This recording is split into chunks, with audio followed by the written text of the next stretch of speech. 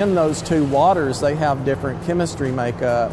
So another thing our technicians do in the lab is they analyze that water to see what the blends look like. Our lab ensures that the final product meets all the requirements. There's a lot of data production out of our lab. We feed a lot of information.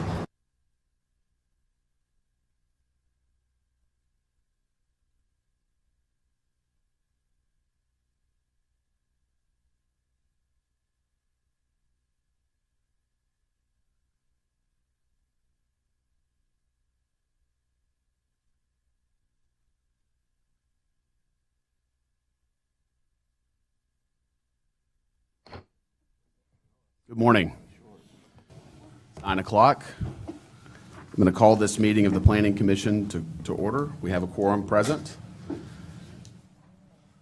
We need someone to lead us with the prayer and the pledge. Anyone volunteer? Terry's got it. All right.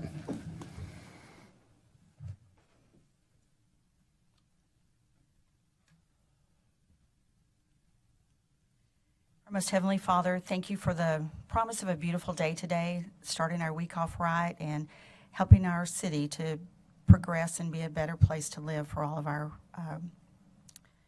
citizens and everyone that's in the room today. Please be with the commission as we make decisions that affect these people. Help us to make the choices that you would have us do and go down the roads that you would have us travel. Please watch over us daily. Help us with everything that we are encountering and everything that we do, and lead us in the direction that we need to follow. In your most heavenly name, your Son's name, Jesus Christ, amen. I pledge allegiance to the flag of the United States of America and to the republic for which it stands, one nation under God, indivisible, with liberty and justice for all. Honor the Texas flag. I pledge allegiance to thee, Texas, one state, under God, one and indivisible.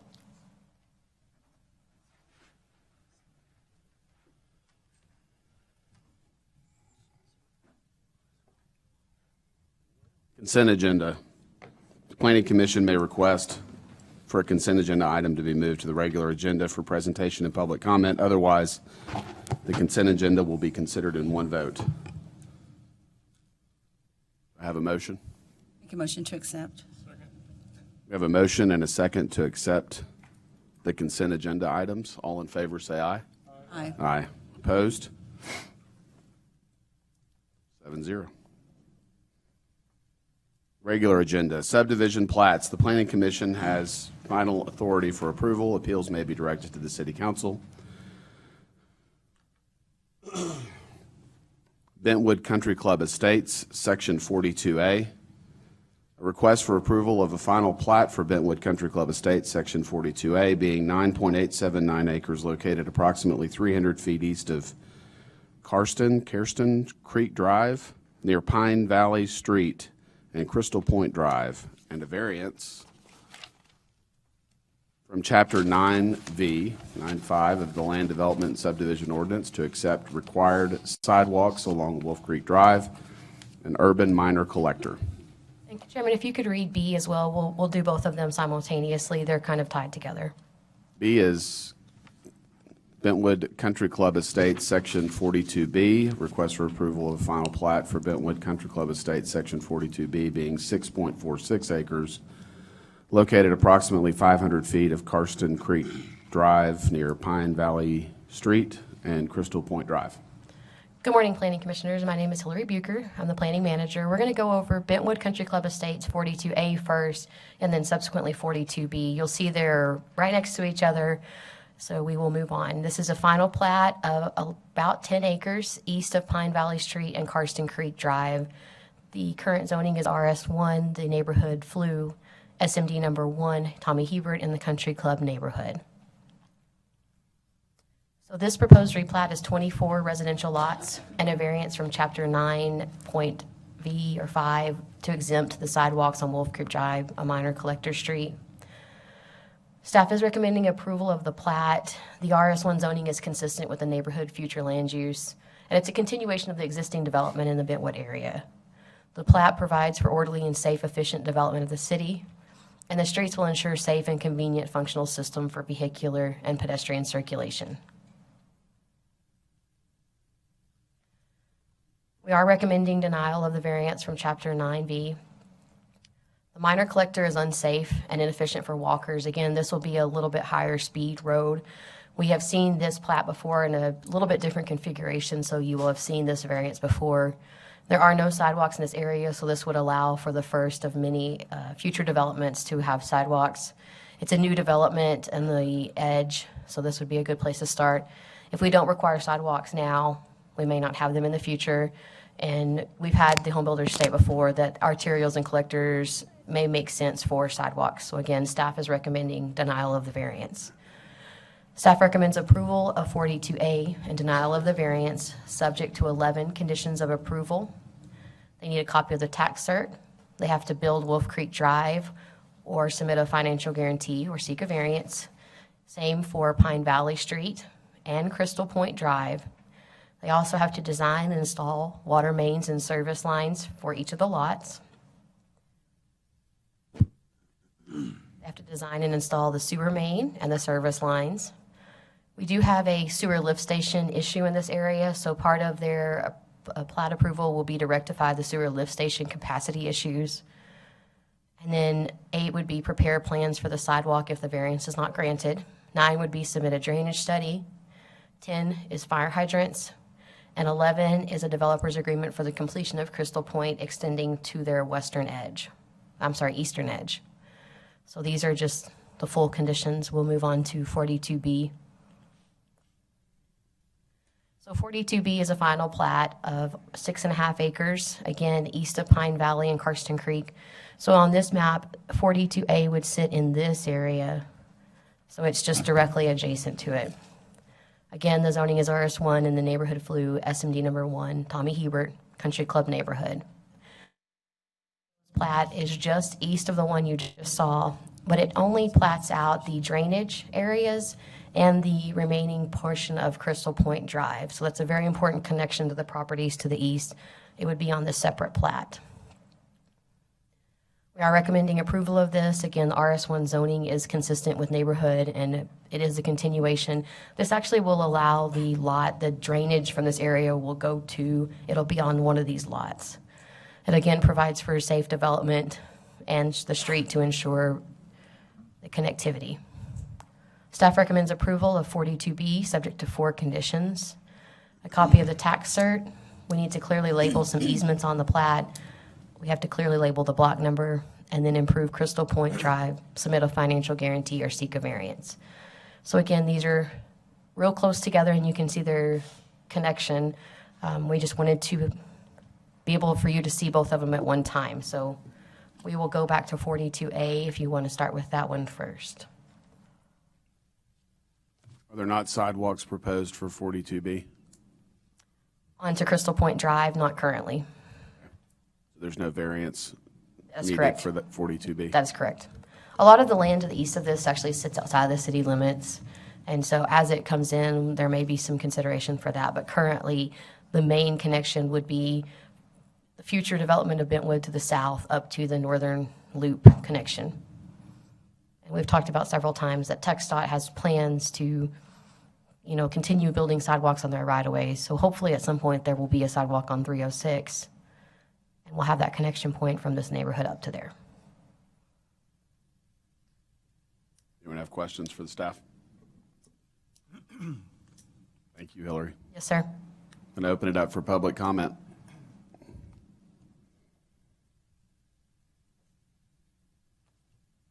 Good morning, Russell with SKG Engineering.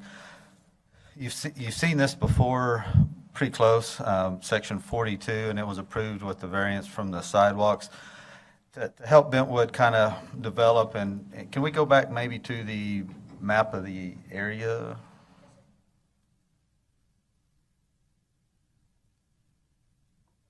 Plat. So really this is on the eastern boundary of what Bentwood owns, and so what we're doing is doing 42A and 42B kind of allows us pretty much to fully complete out what I'll call the northern segment and the eastern segment of Bentwood, so we don't have any unplatted land left. So that little strip that's coming in 42B is really a large retention pond that's going to address, or it is kind of currently addressing, because they've started construction of that, kind of the drainage from that area. So these two combined will help finish that out. So we'd still like to stick with our original plan, which was the variance from the sidewalks to the north of here. Y'all have seen the plat and heard about the kind of the apartment homes that are coming in here to the north. So we don't have a large commercial center that the subdivision ordinance kind of says when you have sidewalks that they're for larger commercial areas. So we don't have the larger commercial areas, school routes or something that really mandates the sidewalks. So we would ask you to kind of reaffirm that variance from the sidewalks for Wolf Creek. And then we just wanted a clarification, and we've been working with staff on this sewer lift station issue, but we just wanted kind of confirmation that where it says rectify sewer lift station capacity issue, that means, because there's going to take a joint effort between the developers and the city. The city recognizes that this Bentwood lift station is very old and in need of pretty much full replacement. So instead of the developer just coming in and putting in some new pumps and we still have old everything else, we're kind of entertaining the conversation of a whole brand new lift station and a cost share approach.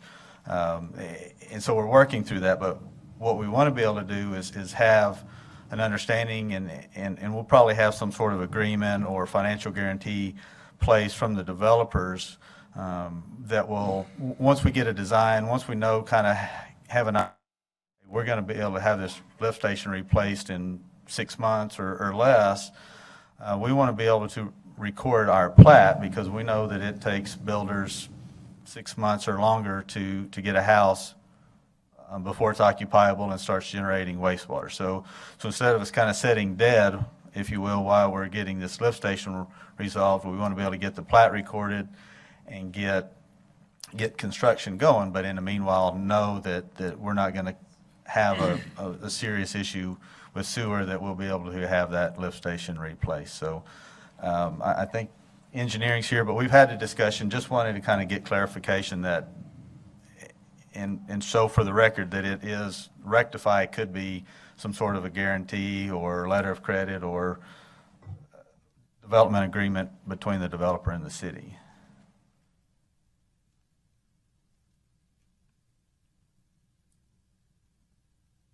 Yeah, I think the required improvements could allow us to do some sort of agreement, developer's agreement, or financial guarantee.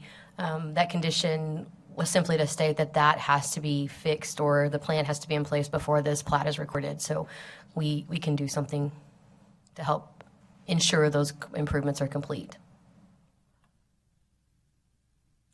Thanks, and would be happy to answer any questions. And there again, we would like your reaffirmation of the approval of the variance from the sidewalks for this. Thank you. When was section 42 approved? How long ago? May? Of this year? Yes, ma'am.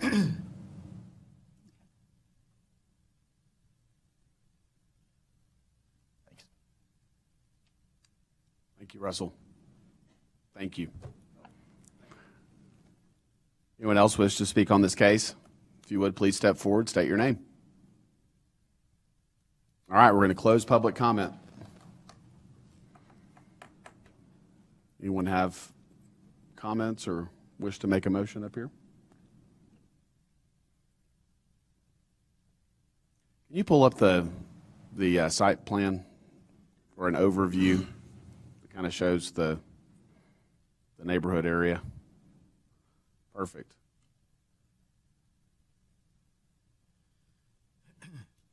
So where is the apartment complex that's being developed? North. Yeah, it's north of there. Okay.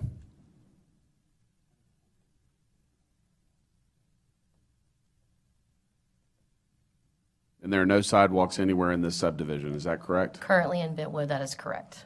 We've heard several citizens come forward and say they don't have anywhere to walk and they'd like sidewalks, so staff believed that this was another chance to at least ask the Planning Commission if they thought this is a good place to start. As I said, it is a collector, so those rates of speed will be a little bit higher. If it was a local street, a lot of Bentwood does walk in the street. I understand that, but again, this is a little bit higher rate of speed, so we thought it was a chance to bring this forward to you one more time to ensure that, you know, this is a place that we start looking at sidewalks for this development. I know it's closed, but would this be a higher speed limit street? Because Pine Valley and North Bentwood Drive and some of these other ones are collectors, and I don't know that they have a higher rate of speed on them. So other than the rest of the neighborhood not having them, what, can somebody give me a good excuse as to why we don't need sidewalks in this brand-new neighborhood and finally get some sidewalks? I mean, anybody? Can somebody tell me why it's a bad idea? Sidewalks in and of themselves are not a bad idea. You know, now we have to look at cost impacts to each individual home and keeping homes affordable. What does it cost in that neighborhood, those homes? If I buy a home in that neighborhood, am I looking at a couple of grand baked into my? Those lots are 100 feet wide, so a sidewalk's probably gonna, so if it's a 5-foot wide sidewalk at $6 to $8 a square foot, 8 times 5 is $40, so $4,000 for a sidewalk across. So when I was out there yesterday and looked at that property, and I was parked where they have the dead end, there was one house, very pretty house, and look, I didn't pull up tax rolls because I wasn't too concerned about it. I'm guessing that house is probably 375, 400, pushing 425 maybe. The rest of them, 275 to 350. If I'm buying, look, if we're buying houses that are 350, are we worried about 3,000 or 4,000 on a sidewalk that's going to be baked in? Is that a deal breaker? At that level, is that a deal breaker? It could be, but you know, how do we just keep? Well, let's stack another 4,000. And really, is it a cost impact, or is it, you know, this is the last street in this Bentwood area. And does it connect to any other sidewalks? No. Will it ever connect to other sidewalks? No. Is TxDOT going to build a sidewalk along Loop 306 frontage there? I would, in the next 50 years, I would put a lot of money that it most likely will not happen. You know, so let's focus our efforts where sidewalks could be. Around schools, absolutely. Commercial areas where people are walking, absolutely. You know, Bentwood is being a golf course neighborhood. There's golf courts all over the place. So I think your walking is maybe not as normal as maybe you would be in areas that are very close to commercial, or, you know, so people are going to walk. They're going to have a sidewalk to walk on for some short distance, and then there's absolutely no other sidewalk. So, you know, and how much walking is going to be occurring here? Where would they be walking to? To their neighbor's house, or, you know, so I appreciate your concern and even the need and want to start somewhere with sidewalks, but is this really the appropriate place to start? I think one thing to consider as well is this is the major north-south connector that will connect down into the future development of the southern part of Bentwood, so the southeastern part. So this will connect a large portion of undeveloped land to the potential of the 306 area. And maybe through some future trail or something to that effect. There is a major AEP easement that runs through this property, so there is a green belt that it could connect to. So just something to consider as you move into this southeastern part of the future Bentwood preliminary plat. I don't know how many homes are down there. I haven't counted specifically, but I would say at least several hundred that it will possibly connect to. This is it's an issue that's come up a lot over the time that I've been up here, and I live in the Santa Rita neighborhood where we have very few sidewalks, and I wish every day that we had more, especially along thoroughfares like Avenue J and Avenue L. And I hate that we would miss the opportunity to put a sidewalk in an area that's being built out that might have an adverse impact on the folks that live there, not today, not when these houses are built, but in 10, 15 years when other areas of the subdivision are built out. So it, in my opinion, it's a start, and I think it makes sense.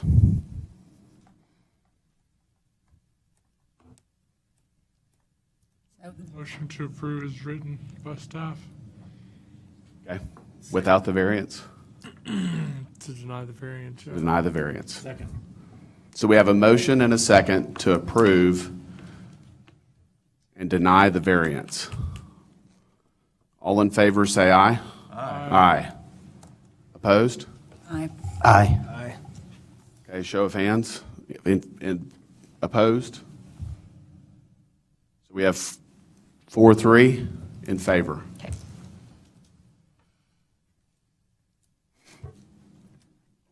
So we will move to 42B.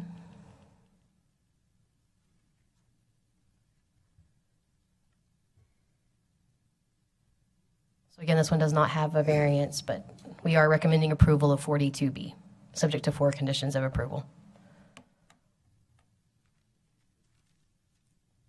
Anyone want to make a motion on this one? Make a motion to approve as written or presented.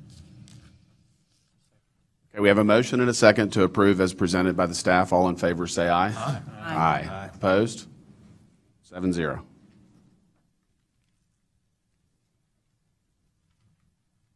All right, Bentwood Country Club Estates, Section 40C.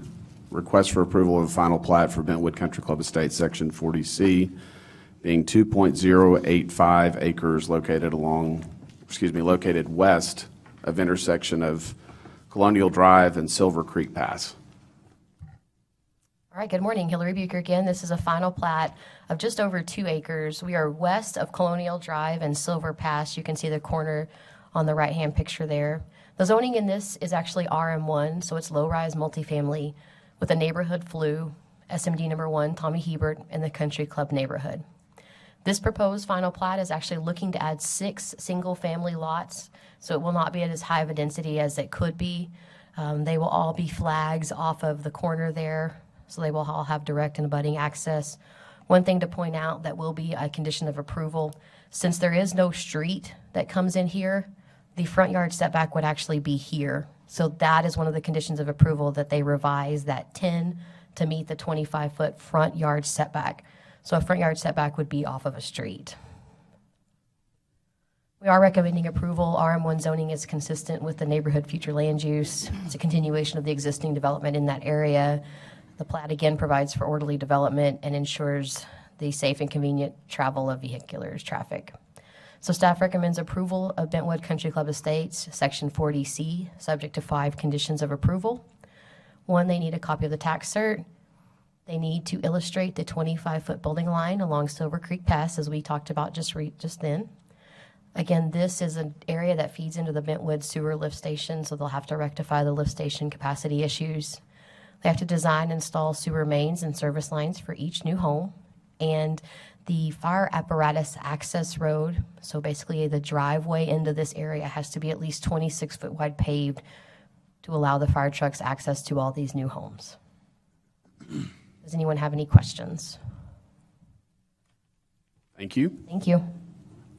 I open this one up for public comment. Anyone wishing to speak, please step forward, state your name. All right, I'm going to close public comment. Anyone have questions or wish to make a motion? Move to approve as presented. Second. We have a motion and a second to approve as presented by the staff. All in favor say aye. Aye. Aye. Opposed? 7-0. First replat of Tract 27 and 28, Concho River Estates, a request for approval for first replat in Tracts 27 and 28, Concho River Estates, located at the intersection of Christoval Road and Strawn Road, and a variance from Chapter 10-3A2 of the Land Development Subdivision Ordinance to maintain a minimum paving width of 32 feet and no curb and gutter for Strawn Road, an urban local street. Good morning, Shelley Pascal, planner. This property we are looking at today is a replat of portions of Tract 27 and 28. It is approximately 5.626 acres. The location is 4825 Christoval Road. The future land use is commercial. The zoning is heavy commercial. It's within District 1, Tommy Hebert, and the neighborhood is Glenmore. The Concho River Estates, they are wanting to create 3 tracts from portions of Tract 27 and 28, and requesting a variance for the minimum pavement width. They want to keep the 32 feet versus required 40 feet. The future land use and the zoning on this property is commercial, and then, the zoning is heavy commercial. Here's a photo of the subject property. And this is both looking east and west down Strawn Road. City staff, we are recommending approval of the plat. The purpose is to create 3 separate tracts, and Tract 27A is proposed to be 1.859 acres. Tract 27B is 1.285, and Tract 28A is 2.82. It is consistent with the comprehensive plan being commercial in the area, and commercial is the primary use in this area. We are recommend denial of the variance. This area is not fully developed. There is vacant land and opportunities for future development in this area. We do understand that there is existing underground telecommunication lines. However, they're throughout the city under the pavement. And the widening will reflect the requirements of the subdivision ordinance of the 40-foot local street. City staff, we are recommending approval of the plat and denial of the variance, subject to 3 conditions. Condition 1 is a copy of the tax cert. Condition 2 is improvement of Strawn or a financial guarantee or seek a variance, which they are, and to submit a drainage study. These are the different conditions. And there's a couple of notes on this one. Prior to issuance of a building permit, we would like to see sidewalks along Christoval Road, and also to show a plan of the existing structures and existing septic systems on this property to the Tom Green County Environmental Health Department. And also fire hydrants may be required depending on the placement of new structures on the property. Any questions? Anyone have questions for Shelley? Thank you, Shelley. I open it up for public comment. Anyone wishing to speak, please state your name. Good morning, the Commission. Herb with SKG Engineering. We'd like to speak on the requested road variance first on Strawn Road. Strawn Road's only about 2 blocks long. It's been there quite a while. And actually the incremental improvements required to bring Strawn up to standards would only amount to 4 feet, which is less than half of a travel lane, which I don't think would really increase its effectiveness as a roadway in that area. The proposed replat tracks are all going to front onto Old Christoval Road, and so they're not going to be using Strawn Road for any kind of access or anything like that. I would like to request that you defer the drainage study to the building permit stage. I think this is especially important in commercial type developments because you don't know exactly how much of that property is going to be developed. I could explain in detail how the drainage plans work, but when you do a drainage study, you actually look at the difference between native land and improved land. So if you have a small lot that you completely cover with impervious area, the recognized coefficient for doing that study could be much less than what's actually needed. And conversely, if you have a very large lot and you only do a small building and small parking area, the coefficient could be actually much less than the typical coefficient you'd use in the study. So it seems very prudent to defer that to the building permit stage so you know exactly what's going on the individual tracks. We'd like to talk about the note on the sidewalks. And I'm not opposed to sidewalks. When I walk and there's a sidewalk, I use one. I went to the site, and there, typically, if there's any kind of pedestrian traffic at all, you're going to see kind of a thread, a trail that goes alongside of the roadway. There's nothing out there.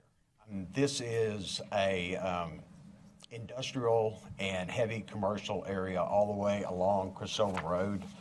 I think the criteria that they're asking for, it says sidewalks may be required to allow more convenient pedestrian access to the site where heavy pedestrian and vehicle traffic is anticipated. I don't know where the heavy pedestrian traffic would be generated from or would be going to, and I'd be happy to be informed on that. It just doesn't seem like a prudent place to put sidewalks to me. So we'd ask that you defer the drainage study to the building permit stage and remove Note 3 pertaining to the sidewalks. I could answer any questions you might have. Anyone have questions for Herb? If I could just point out about the sidewalks. Yes, sir. That's a note because we didn't recommend requiring sidewalks at the plat. And so for platting purposes, there is no sidewalk requirement. The note is just that the sidewalks could be required at some point in the future through some different process if some future process does happen to trigger sidewalks. Okay. So that whether or not you remove the note, that wouldn't. I was going to say the note doesn't impact us. Correct. Okay. Okay. It reads like the sidewalks will be reviewed during the building permit process, and I don't want anybody to view that as a requirement for sidewalks during that process. So. And right, we would, whether that's in here now or not, we would not view you as either endorsing or not endorsing sidewalks at that future process. Wouldn't it be better, though, to get that clarified at this point and not wait until building permit stage? Well, again, you as the commission only have the authority to require or not require sidewalks through the platting process. We're recommending that sidewalks not be required through the platting process. So, for example, if you were to say today, this is absolutely the wrong place to require sidewalks, it has no authority down the road if some other process triggers those. So would it be a problem to remove that note? It wouldn't. It's just a statement of they may be required in the future, and whether the note's in there or not, that's still true. So okay. We wouldn't have a problem if you remove it. And then No, it's strange. It's not unusual for us to include notes of things that could be required just so a developer doesn't down the road understanding. say, Yeah. You know, we didn't know this was the case. But let's talk about the drainage study deferral. You may recall that under the recent changes to the ordinance, previous to those changes, there was no ability to defer a drainage plan. Yes. We inserted that into the ordinance to allow drainage plans to be deferred, although that was written to give that authority to the city engineer. So in this case, the Planning Commission doesn't have the ability to defer it or not. That falls to the city engineer, and I think Lance can speak to that in this great. case. Good morning, Lance. Lance Overstreet, Engineering. We do have the ability to defer a drainage study. In the Stormwater Design Manual, it actually offers an alternative that is when you're platting properties, that it asks for a preliminary drainage study be completed and then a final drainage study being done at the time of permitting. And we are really trying to make a move towards that direction. primarily because when you have lots that get subdivided, you can either deal with the drainage as a whole so that all 3 lots participate into a detention pond, or you can do that to where each lot is going to be responsible for its own mechanisms and so on things. And so we would probably ask that something to that effect be done, a preliminary be done, and then it be modified at the time of the actual construction and permitting. Makes sense. Okay.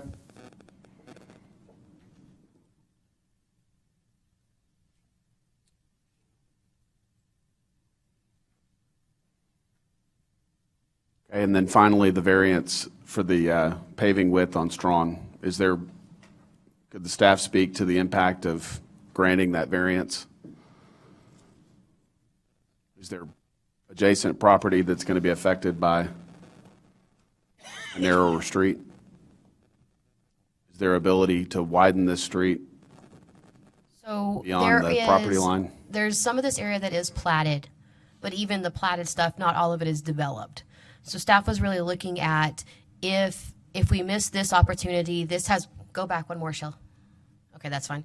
So this is a large portion of that front. That is the turning motion for trucks. That is, how they kind of get around. So we were looking at if we don't get this portion here, you can see these large tracks to the left of that could be further developed. So the tracks to the west of this site are going to use Christoval Road for access. Is that correct? Yes, sir. They will turn off of Christoval Road onto Strawn. Okay. Which is a narrow road. It's a 32-foot wide road currently, I believe. And if you've ever been out to this area is really heavy commercial or light industrial. It's a pretty heavily used area. Yes. So you can assume a lot of large truck traffic is going to be using this road. So I know it's less than half of a drive lane, but it does allow them to even scoot over a little bit.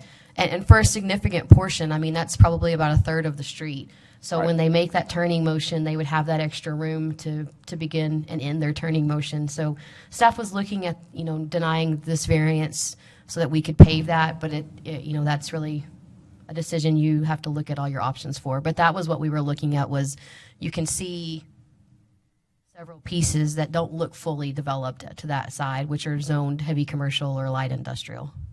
Okay. Thank you. Does anyone else wish to speak on this case?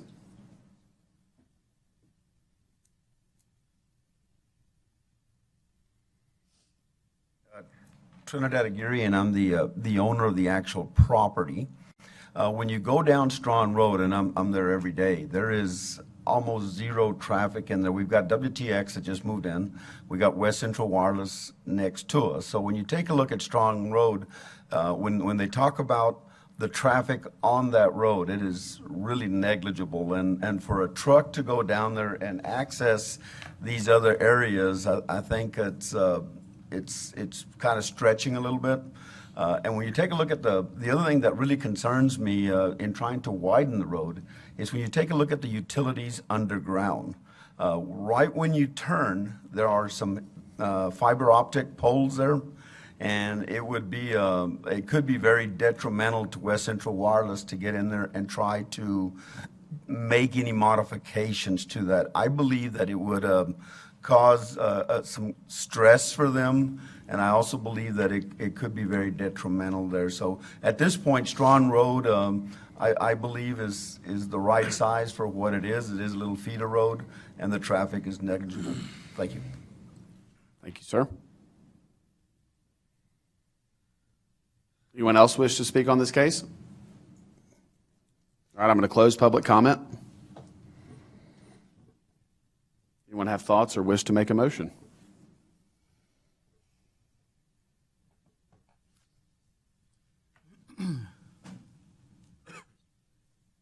So Strawn Road to me, for now, the 32 feet is working. There's also, it looks like a homestead on Strawn, house, barns, that sort of thing. So I don't think that needs to be widened. Yeah, that's my initial thought is we're anticipating growth on that side of the road that's probably not going to happen. Lone Star Beef used to have a place that's right there as well, and they brought trucks in there all the time, and they're still trailers that come in there all the time now, but not all the way down. Just a couple of lots in. I'm not sure what's in there now. I don't believe Lone Star Beef uses anymore, but I'm not sure.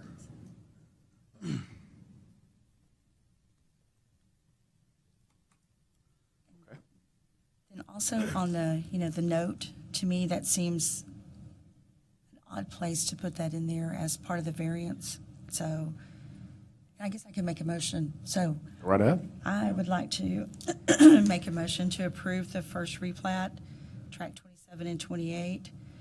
Would like with the variance, accepting that variance, to remove the note off of the sidewalks in condition number 1. And we can't defer drainage, is what I understand from the new rules that are in place. I think Lance could clarify this, but he was saying that we could require preliminary drainage study be done with the plat. That'd be great. Require the preliminary to be done with the plat. That's all. I'll second that. We have a motion and a second to approve striking the note on the sidewalks, but granting the variance. Is that correct? Yes, and For deferring the the road drainage width. study. And deferring the drainage study until, And there would be a preliminary drainage study provided with the plat. Okay, all in favor, say aye. Aye. Aye. Opposed? All right, 7-0.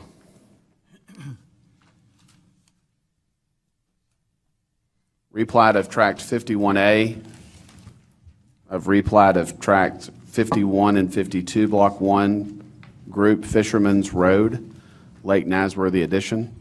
Request for approval of a replat of Tract 51A, Block 1, Road, Lake Nasworthy Addition, located near the intersection of Sleepy Hollow Road and Kings Road, and a variance from Chapter 10-3A2 of the Land Development Subdivision Ordinance to maintain minimum paving width of 24 feet and no curb and gutter for Kings Road, an urban local street.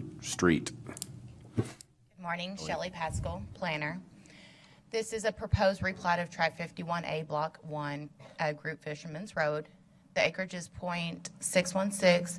The property is located at 2666 and 2670 Kings Road. The future land use is neighborhood and the zoning is single-family residential. It is also in the District 1, Tommy Herbert, and the neighborhood is Lake Nasworthy. They are trying to create 2 lots from 51A, and they are requesting a variance to maintain a 20-foot pavement width in lieu of the 40-foot for a local street. The future land use is neighborhood and the zoning is RS1. I did send out 14 notifications. I received 1 in favor and 0 in opposition. Here's a couple of photos of the subject property.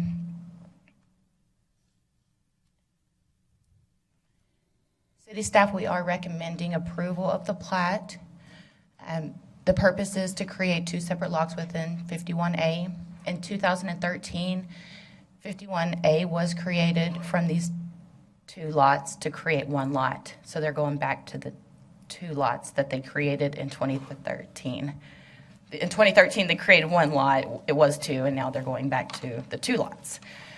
During that time, the variance that they are requesting was granted, and it was also granted back in 1999 when it was originally subdivided.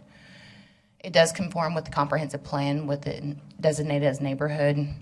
Residential use is the primary use within this area. Requirements, we are recommending denial of this variance to widen Kings Road. This is the only primary access into this area, and it could be problematical if all the homes need to utilize the street all at the same time because of its width, and widening would reflect the requirements in the subdivision ordinance for a 40-foot local street. City staff, we all recommend approval and of the plat and denial of the variance, subject to 2 conditions of approval: a tax cert and improved King Road. Any questions? Anyone have questions for Shelley? Thank you. I'm going to open this up for public comment. Good morning, Herb with SKG again. Hopefully you caught all that. In 2013, they own both houses, and they wanted to rebuild the one to the east that's going to be on track 51B, and so they replatted 2 lots that had a house on each lot into 1 lot so they could get a little bit more land for the new house. And now that that's been done, they want to divide it again, so you'll end up back with 2 lots and 1 house on each lot. So nothing's changed really from when it was way back when it was originally platted back in '99.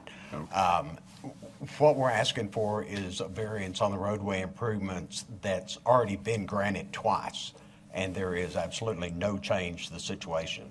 I mean, I could explain further, but are y'all good with the variance? Could you go back to the overview of the site? This looks like an area that's completely built out. Is that the case? Has been, ever since it was originally platted back in '99. Yes. Okay. There we go. Fully developed. All right. Thank you, Herb. Anyone else wish to speak on this case? All right, I'm going to close public comment. Any thoughts or a motion? Looks like it'd be hard to require a wider road through this area when it's fully improved. I agree 100%. I agree with Herb twice today, in one day, twice. I'm looking at you like, And one time it didn't even matter, Herb. All right, anyone want to make a motion? I'll move to approve with also granting the variance. On the road width? Yes. Okay. Second. We have a motion and a second to approve granting the variance for the road width. All in favor, say aye. Aye. Aye. Opposed? 7-0.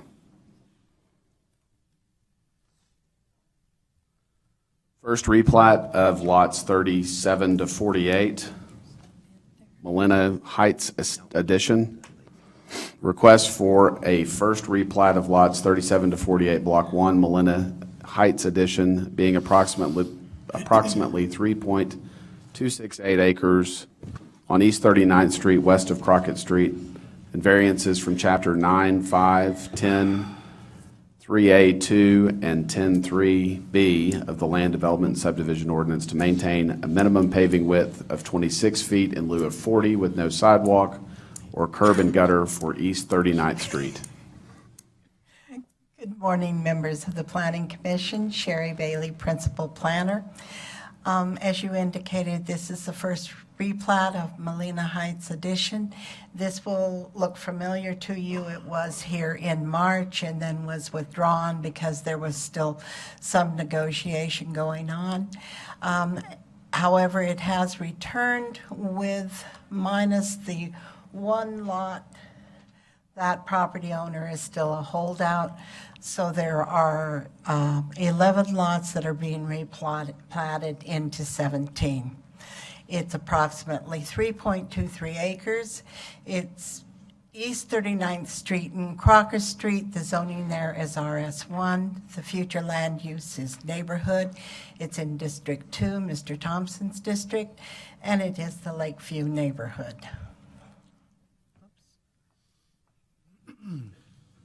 There you have the proposed replat before you. The rationale for approval in this case is conformity with the subdivision ordinance. The existing lots are already platted. They are simply being replatted to divide them into a larger number of lots. They will meet the requirements for the RS1 zoning. And the developer has either the choice to develop them as they are or to replat them. He has chosen to replat them and is asking for a variance. The rationale for the variance in this case is the existing road pavement does not meet the minimum pavement that is established in our code under Chapter 10.3.A.2 of 40 feet, and the curb and gutter are required by ordinance to protect the asphalt as part of the site drainage management. The existing right-of-way is in fact 60 feet. I've included a couple of pictures of the surrounding area because I want you to be aware of the fact that when this area was developed originally in the 50s and 60s, it did in fact have curb and gutter. This is the only area you can go north for a couple of streets, you can go west for a number of streets, and you can go south, and all of them do have curb and gutter. The only reason this area did not is because the houses that are there, the existing 7 houses were built individually, and so at the time that they got a building permit, they were not required to put that in. And there you can see the property on the south with the houses that have been built so far. But the adjoining streets, again, have curb and gutter. Staff is recommending approval of the replat of Molina Heights, subject to 5 conditions of approval and denial of the variances from Chapter 10.3.A.1 and 2, and we're set aside the variance on the sidewalks and not requiring the sidewalks. Conditions of approval as recommended are a copy of the tax certification, improve East 39th Street, the south side, or submit a financial guarantee or seek a variance, which they have done. Design and install sewer, main, and service connections, or submit a financial guarantee, install water service connections to the individual lots, and submit a preliminary drainage study. Are there any questions? I have one question. Can you speak to the width of the roads surrounding in this area? The present roads vary between 30, 32, and 36. Many of them are 30 and 32 feet. And this one is I 26 think feet? 26 feet. There are some areas, looks like we can get 30 feet out of it, but yes, 26 is what the developer has indicated. Okay. Thank you. I'll open it up for public comment. Anyone wishing to speak on this case, please come forward.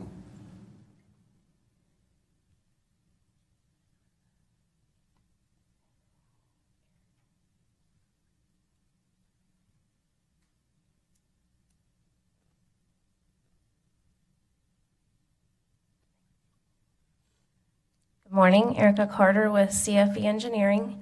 I wanted to address the variance denial. This is considered, or what the city and most developers would consider, an infill project. Everything, and then on this part, like there's kind of like that, is all developed. There's no curb and gutter in that neighborhood. The street width is the same within that neighborhood. So effectively, we're going to come in and just put widen it here and add curb and gutter here. That's, to me, doesn't make a whole lot of sense, and it's not going to conform with the rest of the neighborhood. So you're looking at having just curb and gutter right there and a widened street right there. It'll never be done on this side. It's all developed. So we ask that you consider approving our variance. Any questions? Yeah. Anyone have questions for Erica? Thank you. Thank you. Sherry, is 40th Street, does it have curb and gutter?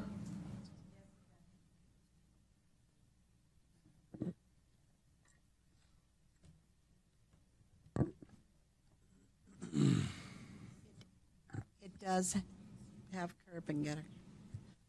Yeah, it's on. It does have curb and gutter. Okay, On but the 40th. north side of 39th Street does not have curb and gutter, It is does that not correct? on the north side, and the lots to The undeveloped lots, east, yes. yeah. Would they be required to put curb and gutter in if they built on those lots? If they were replatted and we had that mechanism to require it, yes. Okay. If they aren't, If they went on the existing lots that have already They been would not. platted, they would not be required? Yes. Okay. All right. Anyone else wish to speak on this case?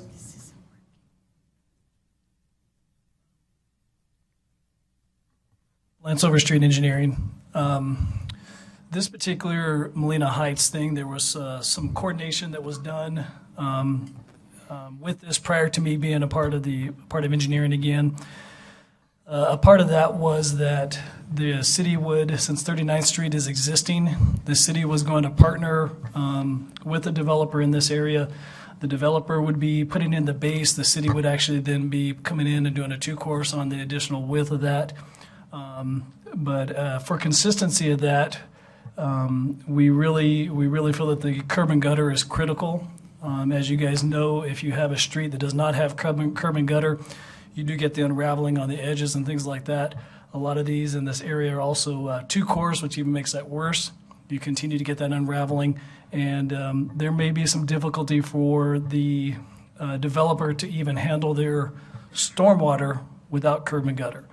And so if they're going to be putting it in the street and there is no curb and gutter, then they're going to have problems with even unraveling on the edges, with it flowing back into the lots and things like that. So I think in this particular instance, the curb and gutter is going to be pretty critical for what's going on in terms of the development of that. So, Just to clarify, Lance, are you saying that the city is going to help with the cost of the widening of the road if that was a requirement for these lots?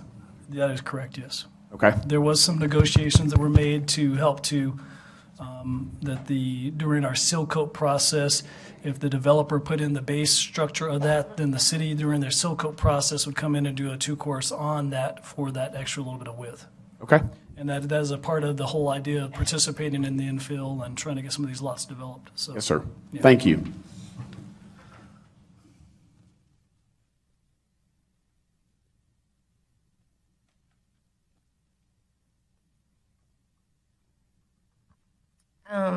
The developer is aware of the city helping, and we're in agreement to that. We just needed it to be stated. So you're okay with the road widening, you just don't want a curb and gutter?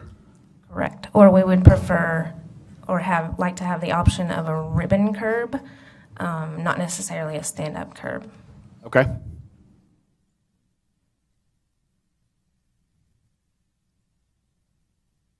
Do we have ribbon curbs within the city limits?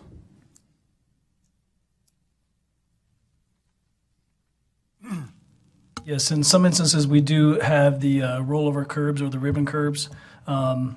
Typically, what would determine that is when they do their drainage study, if they have to have a stand-up curb to keep the water in the street, Yes. then they would have to have the stand-up curb. If they wanted to put a rollover curb or a ribbon curb and they can contain the drainage appropriately with their area, then that is sometimes allowable, yes. Cost-wise, there's very little difference between the two, though. Is a drainage study required for this replat? Yes, there is. Okay. All right, anyone else wish to speak on this case? Let me just clarify on Yes, sir.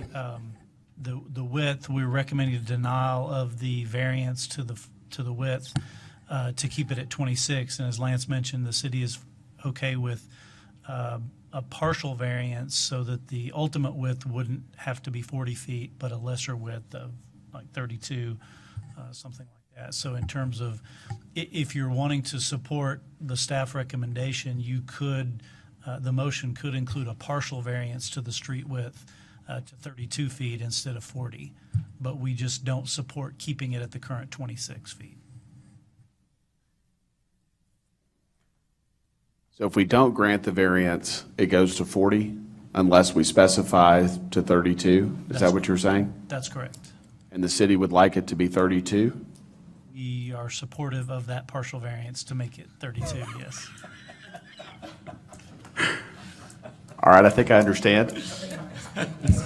Essentially, what it was going to be is somewhere in that, what was discussed was somewhere in a 4 to 6 foot widening of it. Yes, sir. The curb path of that would be a part of that as well. So a portion of the curb is a drivable surface, and that would get us very close to the 32. So. Okay, thank you.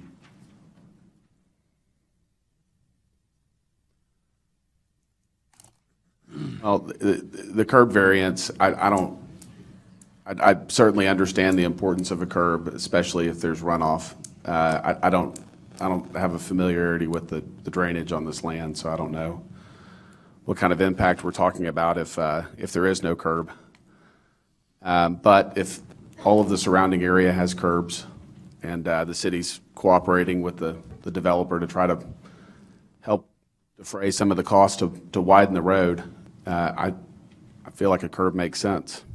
It's a lot of lots, and it would look a lot nicer to have a curb than to not have one. But I guess I'm going to close public comment. There's no one else that wants to speak on this case. Is that correct? So now, a discussion among us or a motion?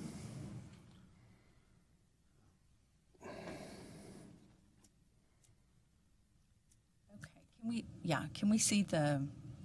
Can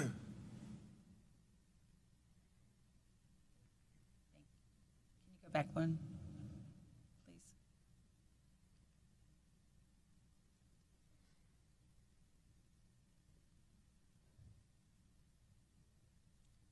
I would like to make a motion to accept the proposal and accept a partial variance to 32 foot, and then also do possible ribbon, curb, and gutter instead of the standard.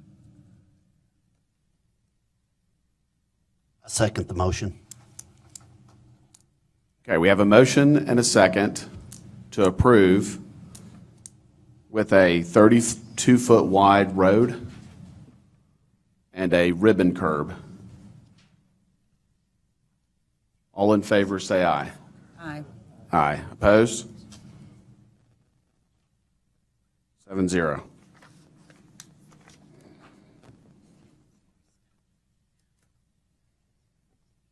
Rezonings.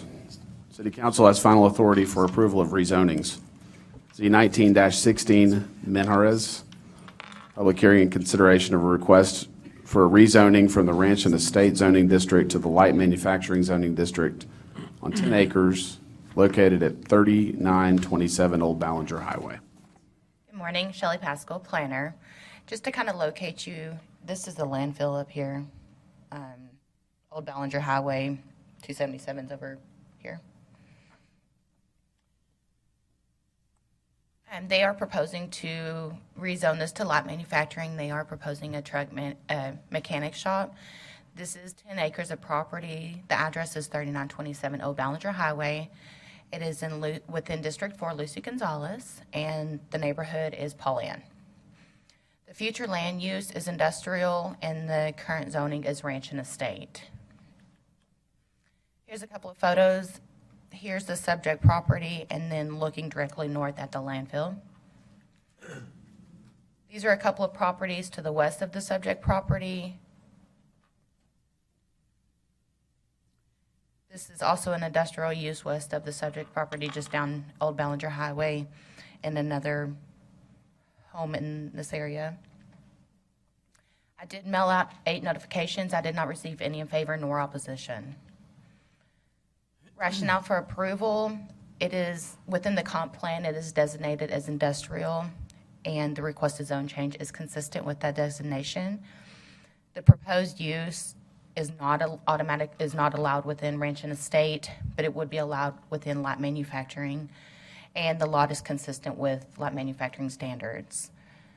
This area is a mixture of heavy commercial, general commercial, and residential. The use would be compatible with the surrounding area. It is also consistent with the adopted future land use. There would be little to no adverse impact on the natural environment. There's already similar impacts in this immediate area. It allows a new business to come in and occupy and serve the community, and this parcel is consistent with the adjoining development in this area. City staff, we do recommend approval from rezoning from ranch and estate to Lat manufacturing zoning district. Any questions? The existing improvements, they're commercial in nature, aren't they? They're not residential, but are the existing improvements conforming with ranch and estate zoning? I'm sorry? No, it was a old dance hall, so Okay. it was a commercial use. It was. I think another thing to point out, Shelley, on your zoning map that you had, there is heavy commercial directly behind this as well. Right. Okay. Anyone else have questions for the staff? I'm going to open it up for public comment. Anyone wish to speak on this case? Please come forward, state your name. My name is Stephanie Manhattis, and I'm a representative of the ownership of the property.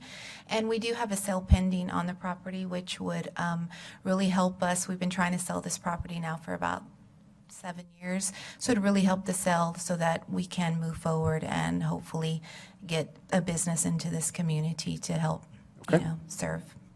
Thank you. Thank you. Thank you very much. Anyone else wish to speak on this case? All right, I'm going to close public comment. Anyone have thoughts or wish to make a motion?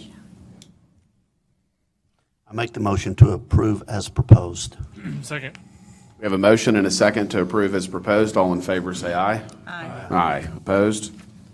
7-0.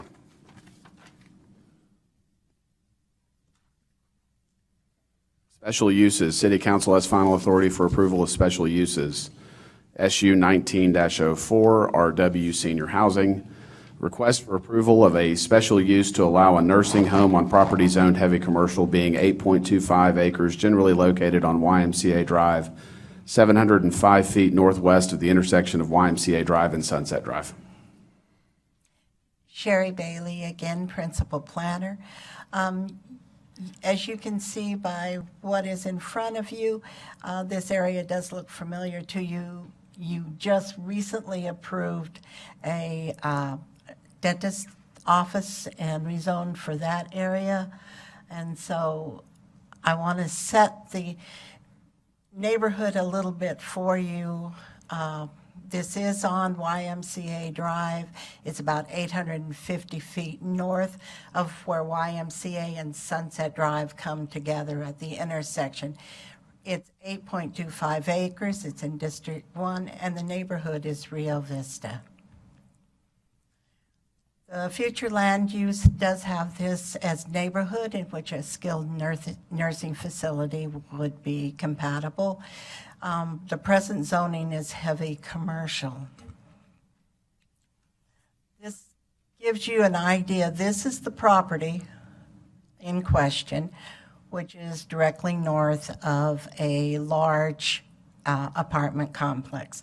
Across the street, and YMCA is a large street, across the street is single-family housing. This is the apartment complex. They have 3 access points, 2 on YMCA and 1 on Sunset Drive. What is proposed here is 119 or 120 bed skilled nursing facility, or what we used to call a nursing home. In reviewing that and the use, I pulled some of the average daily trips associated with a nursing home, which is almost negligible. There is higher traffic on weekends as opposed to during the day.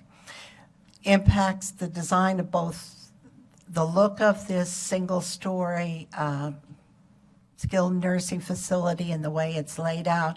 It gives the impression of being commercial design and yet still with a residential look to it, so it fits into the neighborhood.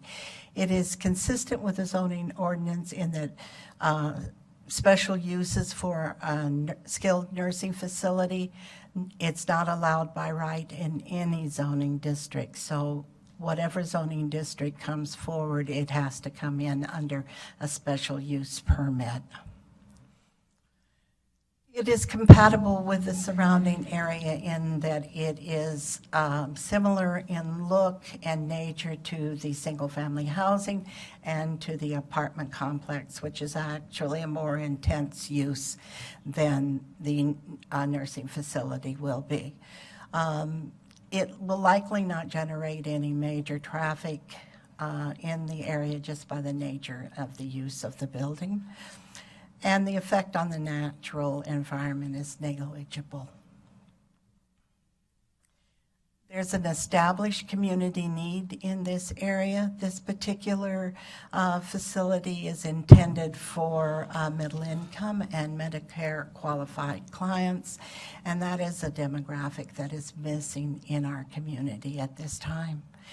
And the current development patterns would not change by the construction of this property. Oops. We sent out 17 notices. We received 3 back in favor. We did not receive any in opposition. Are there any questions? No, ma'am. Thank you. Staff is recommending approval, and there are 4 conditions of approval.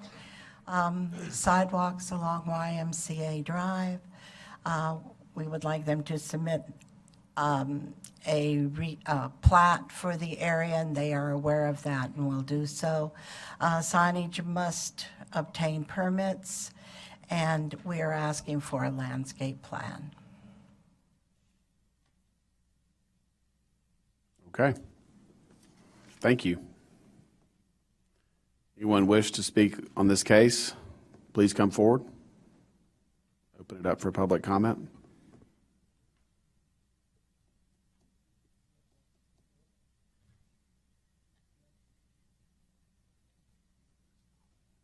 All right, I'm going to close public comment.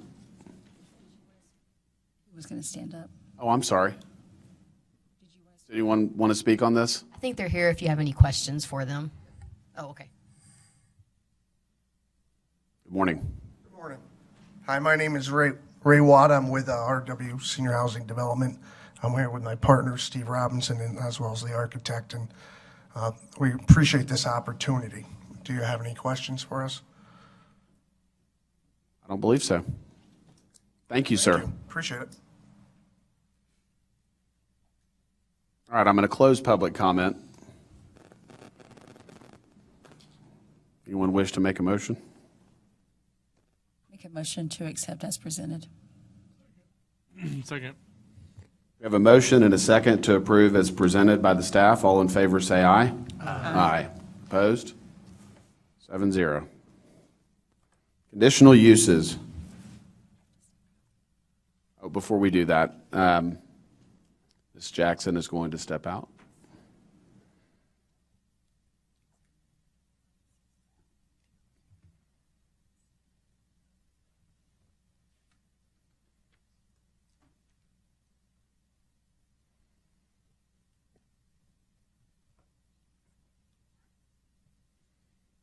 Conditional uses. The Planning Commission has final authority for approval. Appeals may be directed to the City Council. CU 1913, Campbell. Public hearing consideration of request for approval of conditional use to allow for an animal kennel with indoor boarding, pet retail store, pet grooming, pet daycare. The heavy commercial zoning district being 2.5 acres located at 5433 Ben Ficklin Road. Morning, Planning Commissioners. Jeff Fisher, Principal Planner. Our conditional use for Campbell is to allow an animal kennel, which in this case is pet daycare, indoor overnight boarding, a pet retail store, and pet grooming. So it's basically a pet facility that's going to have multiple services. It's on 2.5 acres. Some of you may know this was the former farmer's daughter site before they moved. It's on Ben Ficklin Road and West Loop 306 in District 1, Tommy Hebert, in the Country Club neighborhood. The current land use, future land use is neighborhood, and the current zoning is heavy commercial CH. So this is looking west and northwest, and east and southwest. Southeast, you've got some industrial storage facilities to the north, and then as you go east, some more commercial. So it's a kind of a mixed area. There's an AEP easement that's about 100 feet wide separating to the south, and then you've got some residential development past there. Now this is looking north entry to the property, south entry. There is a maintenance barn at the back of the property. Just going to pull up the concept plan provided by the applicant. So what they're planning to do is take the existing building that was a retail shell, turn that into the retail store, and that would be their first phase of development. So there won't be any, the applicants here as well, I believe, but the first phase would just be to allow retail and sell high-end pet products. And then over time, they would add a fenced area in the green, and that would be your indoor boarding, a dog run area. So all of the dogs would be boarded inside. The applicant had said probably starting with 10 to 12 dogs. They could also use or build another building in the future. If they did, they'd have to come back and revise their site plan. So retail in here, indoor boarding in this red building, and then an outdoor dog run area. They don't directly abut residential, so there was no requirement for a fence, but staff, just given the fact that even though there's 100 feet, it's close enough to the residential area, so we are requiring a 6-foot-high privacy fence along the south property line, and that will be a condition of approval. So overall, staff is recommending approval of the business. We believe the impacts will be minimized through the conditions of approval. So the requirement for a 6-foot-high privacy fence, the dog run area that won't have to be opaque as well, but it'll have to be fully screened with at least a 6-foot-high fence so the dogs can't just get out and run around. The parking area at the front can accommodate about 12 vehicles. We want that striped with the one disabled parking space, so they'll have to do that. Submit a revised concept plan between now and the time of permitting. There is a barn building at the back that you can't see it here, but there's some storage on the AEP easement that shouldn't be there because it's not their property that farmer's daughter's been using, so they'll have to remove that as well as a condition of approval, just clean up the site. We believe it's consistent with the zoning ordinance. The underlying zoning is CH. If we leave it as CH, it's close to residential, could be a lot worse. We could get industrial storage, equipment storage, some welding and things of that nature that are not really compatible. Luckily, farmer's daughter was in there, and it was a landscape business, so it was kind of the lowest end of the CH. We believe that the special use to allow the dog business with appropriate conditions would be better than what could go in there. And again, they'll have to provide the parking. Compatibility with the surrounding area, we believe this will provide a transition between the heavy commercial uses to the north and east and the residents to the south. With the privacy fence and the 100-foot easement, we believe that will be fine.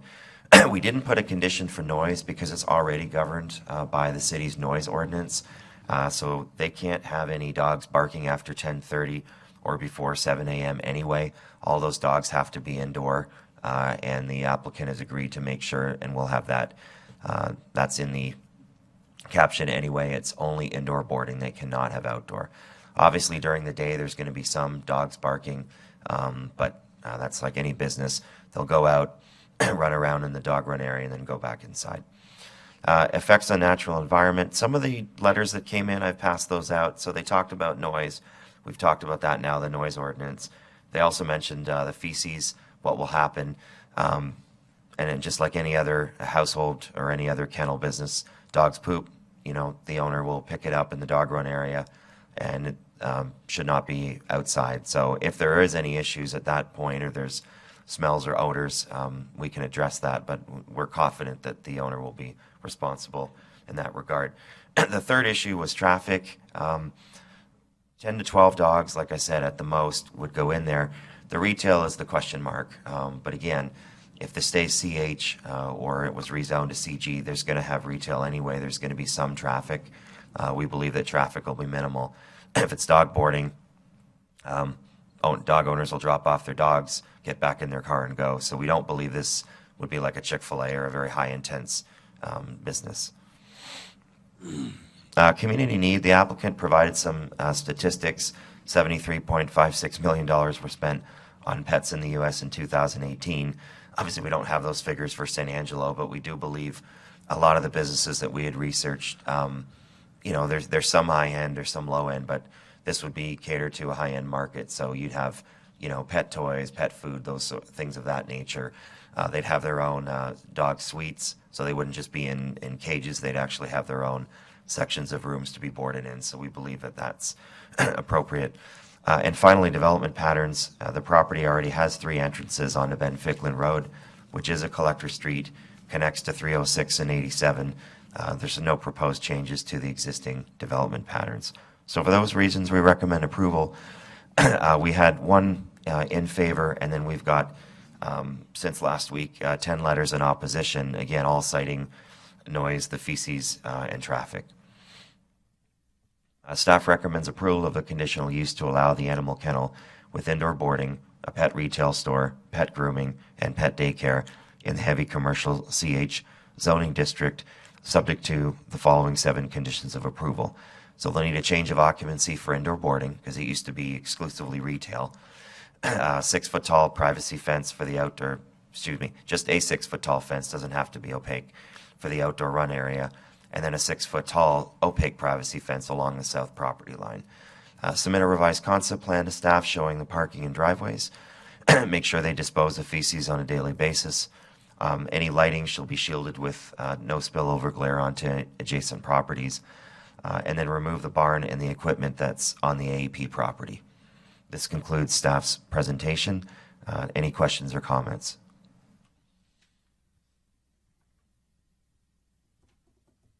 Anyone have questions for Mr. Fisher? All right, thank you. We're going to open it up for public comment. If you wish to speak on this case, please come forward, state your name. I live on Sun Valley, which is 2 streets over from the proposal. I love dogs, but I'm concerned about the noise. Excuse me, Jeff. My concern is that the dogs have been told they can't bark between 10 o'clock at night and 7 o'clock in the morning. My concern is during the day. I know these are smart dogs. This is the concern. Dogs bark and the dogs next door start to bark. And the dogs in my neighborhood hear a siren and they start howling. And the dogs next door start barking. And I spend my days out of doors. And when these dogs are out in the play area, they're going to bark. And the neighborhood is just going to be dogs barking, dogs. So I'm concerned about the noise. I appreciate what you do. I wouldn't do your job for love nor money. But I hope you will not approve this proposal. Thank you, Mr. Ellison.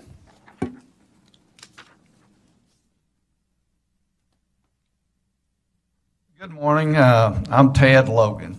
I just finished a house over on Becker Lane, which is only about 200 feet from this property, or 300 basically. You've got the depth of the property across the street. I'm building my own personal house right adjacent to that on Becker. And again, this starts out as a small deal where there are 10 to 12 dogs. I can imagine 100 dogs over there in a period of 2 years maybe. But like Roger was saying, the barking, how you control that, I don't know that it can be, especially during the daylight hours. And I'm concerned about, how they're boarding them inside. Are they going to get such an overflow that, they let a few stay outside in covered areas or something? How that's controlled is kind of a scary element. But the noise factor, I think, is something that's going to be real hard to keep the dogs from, making the other dogs in the neighborhood anxious all day long, which kind of concerns me. Right now, we have a very peaceful area, very little noise. We still have some wildlife coming through periodically, which is nice. We want that to maintain. So we just feel like, this probably won't be conducive to more residential development in there or to the existing. And this property is a little bit higher than Becker and Sun Valley. I'm not sure a 6-foot fence would be adequate. I think we might look at an 8. Just the fact that you can nearly probably see into that property, if they take out the brush area from where I am. So anyway, I'd like to see you consider voting against this. Thank you, sir.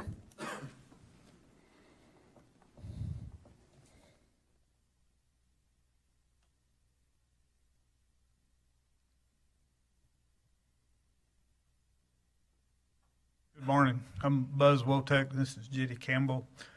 Jenny is the main proprietor of this project.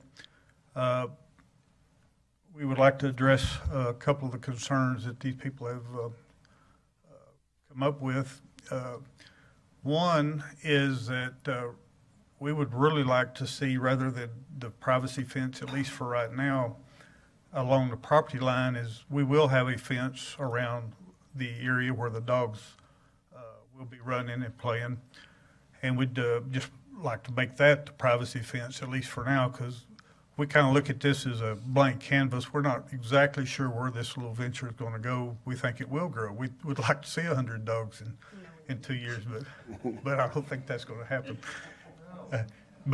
Anyway, we would actually like to see you guys give us the option to make the privacy fence back up to the this area here is where we see building the dog run fence, the retainment fence, if you will, and make that the privacy fence, 6-foot opaque privacy fence for at least for now. If we decide to encompass more of the area later, then we would come back to you guys and revisit that. The landlord has agreed to clean up the right-of-way and get the storage barn removed that is on the right-of-way, and they think they will have that done by the end of the year. Sir, I just wanted to address your comment about moving the privacy fence. I think the reason we wanted it to the south, in order also to protect the neighbors, but if you do decide to expand later, let's say you needed to add a building, you'd have to come back anyway and submit a revised plan. You wouldn't have to rip up that fence and then build a second fence. That's why we did sort of the goal was a win-win for everybody. Well, we probably wouldn't replace that fence, but Okay. it would also address concern that Mr. Logan had, is the property is a little higher, and that part is even higher, so it would actually do more good for them if the fence was up closer to where the activity is going to be. Okay. Okay. Anyone have questions? Thank you.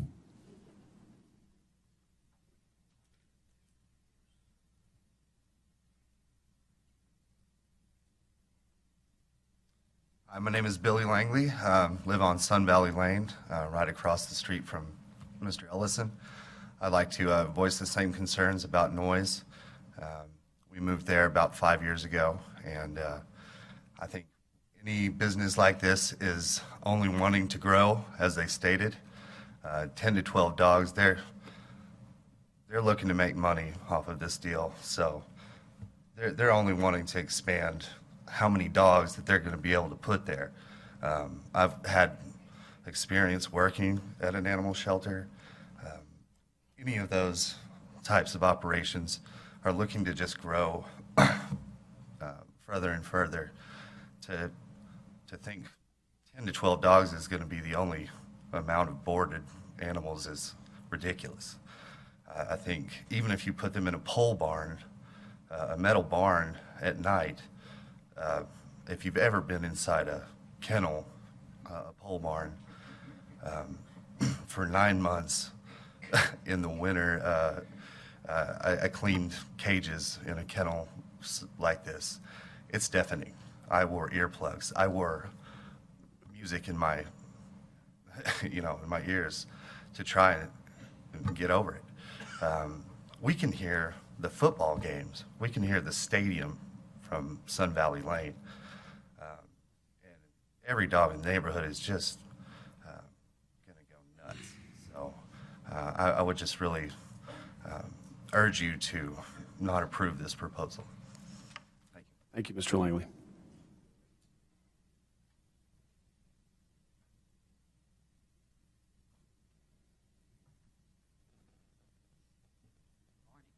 Good morning.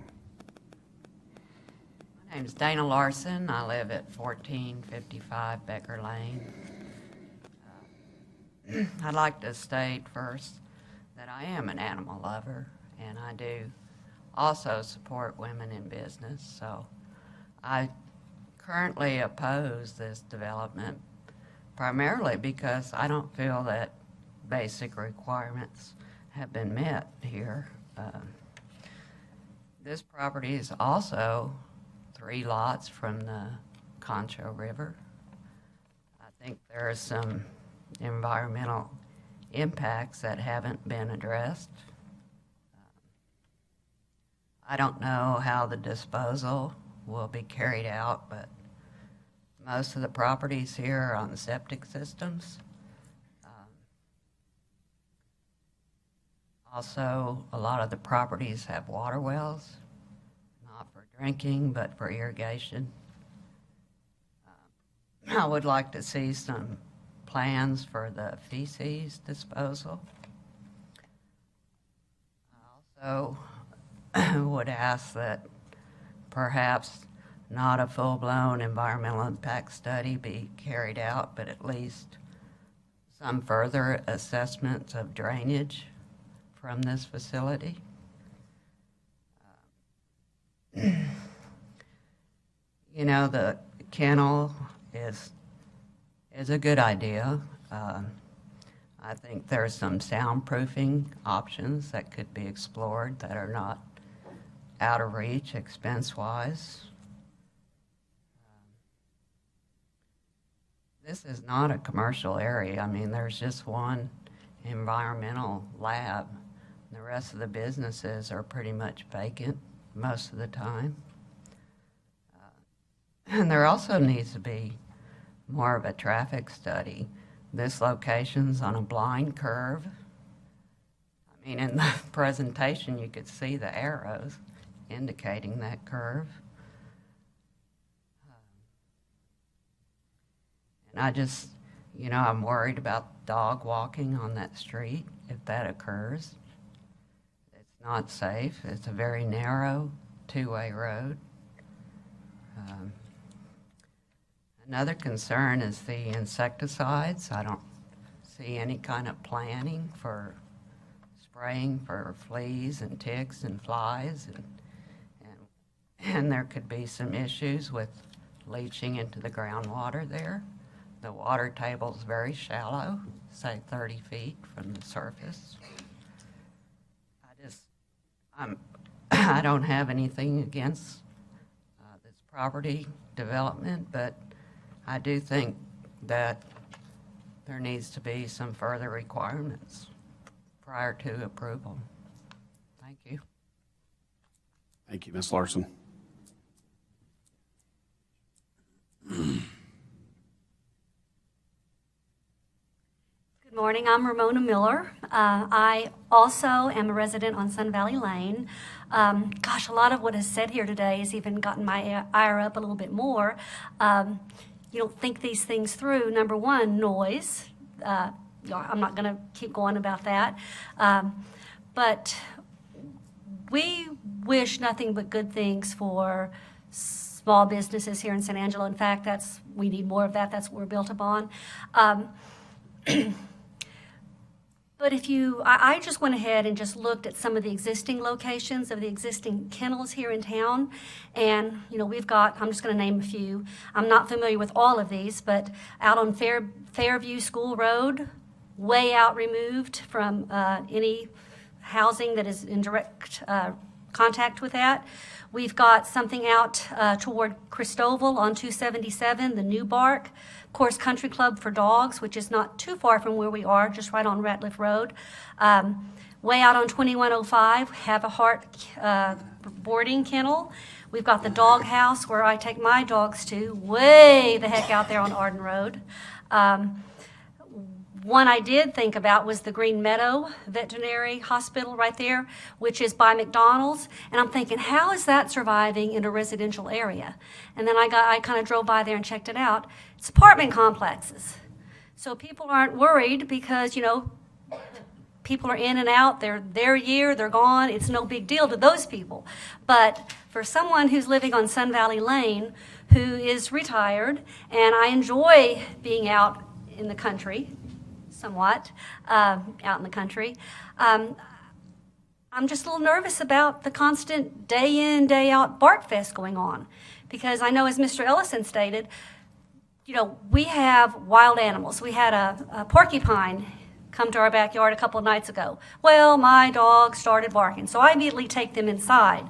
Then those neighbors' dogs bark, and it's just crazy. And the thought of that going on day in and day out, 24/7, just kind of makes me ill. It makes me sick to my stomach. So, and I am aware, and I read the the plan for this, and it was very well written. So kudos to Mrs. Campbell.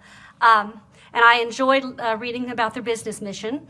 And I do agree that things are changing with our pets, with the humanization, the trends that are driving our industry. So I guess my question is, if people are willing to spend big bucks on their pets, wouldn't they be willing to drive a few more miles down the road at an alternate location that's not going to have these people that are seemingly against them? I know personally, when my dogs start to bark, I want to get them in because I do not want to upset the apple cart in the neighborhood.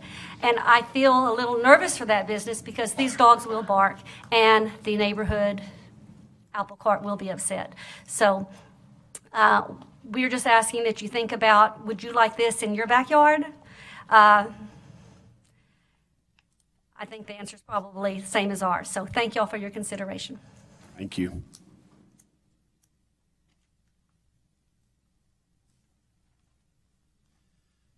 Morning, I'm Stacy Elkins. I live on Sun Valley Lane.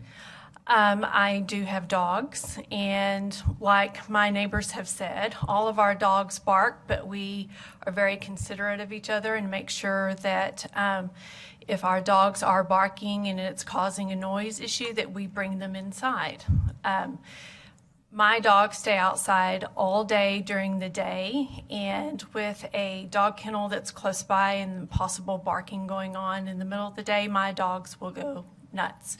And I'm not there to make sure that that is possible, to bring them inside. My neighbors do alert me sometimes when it is a problem, and I do go and take my dogs and bring them inside, but I think the noise issue for the rest of the neighborhood is just as bad with a dog kennel. I do appreciate the type of business that she wants to bring in. I don't see any problem with that, especially a local business, small business. But in the neighborhood that we are in, I don't think it's the right fit. When Farmer's Daughter was there was traffic issues, I think, with their trailers and their equipment.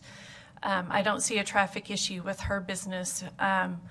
The unsightliness that Farmer's Daughter had with some of their equipment and storage of materials was bad and still is bad and could be cleaned up. But the whole issue for us in our neighborhood is just the noise issue. Thanks. Thank you. All right, anyone else wish to speak on this case? I'm going to close public comment.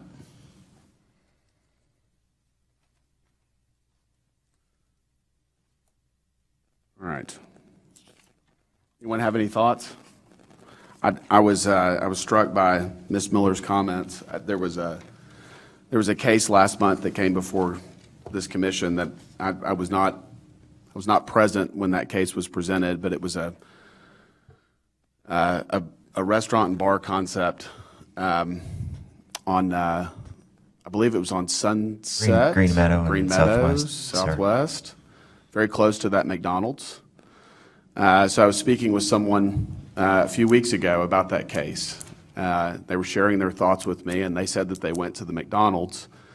McDonald's had opposed the restaurant and bar concept, I believe, in part because of the noise. And this person said they pulled into the parking lot of the McDonald's and could hear nothing but dogs barking. So it is, and it's the kennel that's proximal to that McDonald's. So that, to me, that's clearly the greatest concern that everyone that's spoken has is the noise that's created by this type of use. I don't know how we prevent that noise from happening, but I'd be open to ideas or suggestions. This property is really close to residential lots, and so they're going to be impacted having a dog kennel so close to their properties. I think this property is a challenge. Absolutely. I mean, I live on the north end of town in what you'd call I'm not in town. I'm on the far edge of it. I live in Green Acres, but I also listen to a pipe yard down the road from 2105. Yes. I hear it Sunday morning, at 10 o'clock in the morning. But, they said they have dogs as well. Yes. Yet those bark, but that's okay. I understand their concerns, and it's a challenge, and this property's a challenge because you're not going to build houses there either. So something needs to go in there, but maybe some homework on Ms. Campbell's part, maybe working with the residents to maybe help them understand in the future. I don't know. Anyone else have thoughts or wish to make a motion? Or ask more questions? Wanted to just make one addition. Sure. And the applicant had mentioned it to us before, and when she came up, condition number 7, the applicant shall remove their existing maintenance barn and equipment stored, adding and giving them until the end of the calendar year. Yes. And not tied to the change of occupancy, just to allow them some more additional time to make sure that they can do that in case they want to pull a permit now for this building and start their business. They wouldn't be stuck. You could say until the end, or December 31st, or whatever you want to do in your motion, if you decide to approve it. So what happens if December 31st passes and that building's not down? Then what do we do? Maybe a question for legal. In the past, we would have code compliance to send them a letter, but I don't know if that nullifies the approval. Yeah, no, they would be in violation of the zoning ordinance, and so we would start code enforcement procedures. Okay.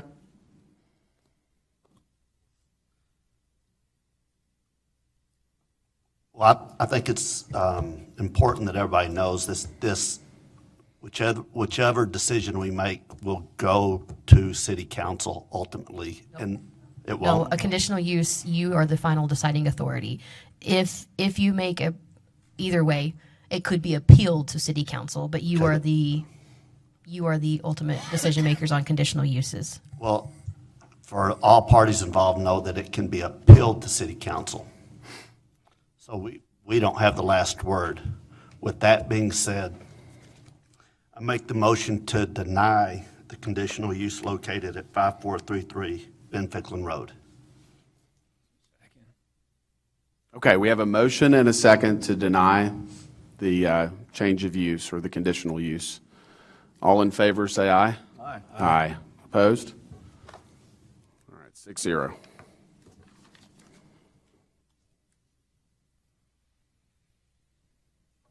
All right, CU 1914, Gonzalez. Public hearing and consideration of request for approval of a conditional use to allow for a religious institution in the two-family RS2 zoning district being .23 acres located at 103 and 107 West 14th Street. Okay. So this is a conditional use to allow a religious institution, a church, at 103 and 107 West 14th Street, which are currently vacant. It's in District 4, Lucy Gonzalez, and it's in the Blackshear neighborhood on 0.23 acres. The future land use is neighborhood, and the zoning is two-family residential RS2. So this is a predominantly residential area. There was a conditional use that was approved a few years back to the west. I'll show you on the map in a minute. The Church of the Bread of Life, that came through you all and was approved on December 17th, 2018. And that's also next to a funeral home. So predominantly residential, but there are some religious and other institutional uses in the area already. This is looking north, and this is west, east, south of the subject property. So there is some fencing along here and here as well, but predominantly it's a vacant site. This is looking west at the subject property. Here's the existing church. This is about 2 blocks down to the west on 14th Street that was approved by you all last year. So the new church, as proposed, will be approximately 2,016 square feet. The applicant has an existing church at 601 East 34th Street, which is very far north, wanted to move it a little bit south, just try to get more of their clientele, and they found this property. So this is the proposed site plan. The current parking section in the zoning ordinance requires 1 parking space for every 4 patron seats. So depending on how many seats they have, so they've got 9 parking spaces here, so that would allow up to 36 feet in this building. The impacts, so staff is recommending approval. We believe the impacts will be minimal. Will require 6-foot-high privacy fencing along the south and west property lines to provide screening from the adjacent residences. That's required as well by zoning. Consistent with the zoning ordinance, the development will comply with all of the RS2 zoning standards. They will be required to show a 20-foot rear setback. The south end of the building is about 5 feet back right now. We measured based on their site plan. They'd have to basically push that building up 15 feet. They'd still have enough room for most of that parking area, so they should be all right to do that. We believe it's compatible with the surrounding area. As mentioned, there is another church that was approved a couple years ago. No effect on the natural environment. At the time they go to put in their parking lot through the permitting process, we'll look at grading and drainage at that time. We believe there's a community need. This is a residential area. Residential areas are suitable with appropriate conditions through the conditional use process for churches to service those areas. And the development patterns, we don't anticipate any proposed changes. The lots were already platted. We are making a condition to prohibit any access off of North Irving, which is a very narrow street, and as a local road, 14th is a collector street that goes from MLK to Chadburn, so it makes sense, and their site plan shows the only access off of 14th. We'd like to keep it like that. 23 notices were mailed out. We didn't receive any in favor or in opposition. Staff's recommendation is to approve a conditional use to allow a religious institution in the RS2 zoning district on the subject properties, subject to the 5 conditions of approval. Submit a revised concept plan showing a 20-foot rear yard setback. That's from the south property line. Submit a landscape plan. And this will just, staff can work with the applicant on this, just possibly some xeriscaping, maybe some trees, depending on how much space we had, but just to beautify the site a bit. We are requiring a sidewalk along West 14th Street with a ramp. There are a presence of sidewalks as you go east and west. Some of them don't meet the current 4-foot wide standard, but at least there is a presence, and we'd like to have that for pedestrians in that area. No access from North Irving Street, we talked about, and then any lighting would be shielded.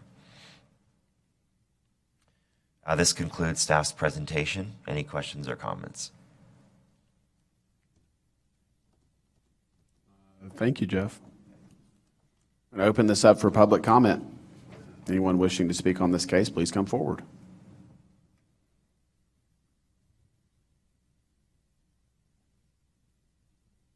I'm going to close public comment. Anyone have thoughts or wish to make a motion?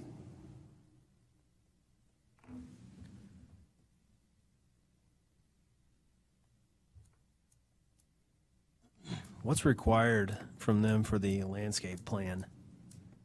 We wanted to leave this open, just given we've done this before as a condition of approval at this point, and just have the conditional use. But I would think that, because of the location of the sidewalk, it's hard to determine.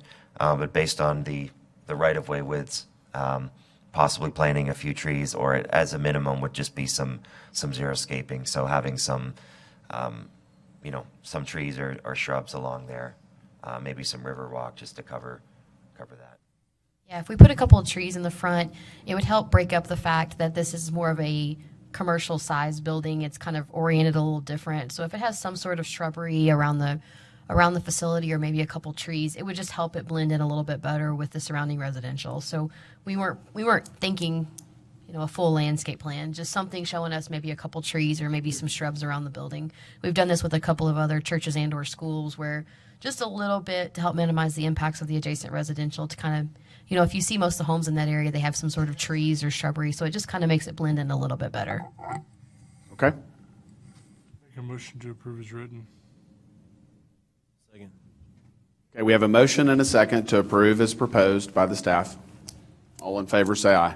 Aye. Aye. Opposed? 6-0. Street name change. City Council has final authority for approval of street name changes.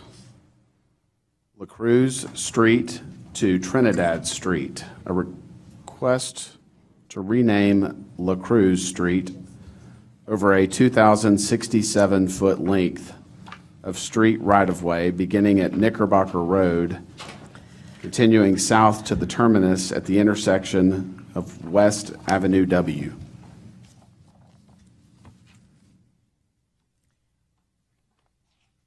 Sherry Bailey once again. As you indicated, this is over 2,067 linear feet for La Cruz Street. The requested name change is to go to Trinidad Street. It is in District 3, Mr. Thomas's district, and it is in the Rio Vista neighborhood. Future land use, just to give you an idea, is neighborhood center and still residential neighborhood along most of the street. And the present zoning does have it as single family, for most of it commercial up near Knickerbocker. The proposed name change, there are three, let me back up for just a minute, because the city's ordinance for a street name change request is fairly general. As the introduction indicated, it does go to you for a recommendation, then it goes to City Council for final approval. There are three rationale that we examine when a name change request comes in. The first is whether it or not it will be confusing to motorists and people who live in the area. Going back to it's a fairly straight street. The only real confusing area is Dalton and Cunningham, both where there's like 3 streets, 4 streets, and 5 streets on a star coming in together. And presently, the fact that La Cruz has been there for over 50 years, people are used to that name. So there would be a time period in which people would have to get used to the new name. The second examination is whether or not there is a name change that is similar or exactly like the Trinidad. The closest we could come up with is Trinity Street, and some people felt that that was fairly close. in the sound of it, but we could not find anything in the city that would compete with the Trinidad name. And the third consideration is whether, when the request comes in, is it being requested to honor somebody who has contributed to the community, what that contribution is, whether or not it is confusing to surrounding people. If people are supportive of the name change, we take all of that into consideration. Include some consideration in some cities is that it needs to be a deceased that they want to name it after. We do not have that requirement in our ordinance, and we, as an example, we have on the ASU campus, they did request a street name change for a coach that is living. Staff looked at the request, and you have that in the packet that's handed out to you, and it was in the staff report. The church wants to name this after their pastor. They believe that he has done a lot of good work in the city, and this is their way of recognizing the work that he has done. We sent out 44 notices. We received 1 in favor. We received 13 in opposition, and those are indicated on the map, and you have copies in front of you. Staff is recommending denial of the proposed street name change from La Cruz Street to Trinidad Street. The main reason behind that is most of the property owners who actually have property that front La Cruz Street sent in objections, and you have those, as I indicated. However, if you do choose to recommend that it be approved, staff does have a couple of conditions that we would recommend. Are there any questions? Yes, could you go back to the applicant? I don't see the case or the application that was made. Why this street? The church, let me go back and, I'm sorry, the church actually does not front on La Cruz. Where's the church? The church is about in that area. Okay. It does not front on La Cruz. It actually fronts on another street. But this is a direct street that comes in. It services that area, and it services that church. Okay. And it has frontage out on Knickerbocker, and I think that was one of the reasons that the applicants were wanting to use that street. Okay. Anyone else have questions for the staff? Thank you. And just for clarification real quick, the green on this map, or the map that she was just on, the green actually has property frontage onto the street. That's why we made this delineation just for our reference. Yes. The blue is just the 200 feet. So if you see the green on this map, those actually at some point, their properties do touch the street. Okay. All right, we're going to open it up for public comment. I would like to limit public comment to 2 minutes if we could. Yes.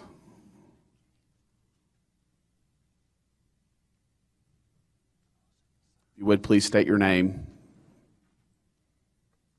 Good morning.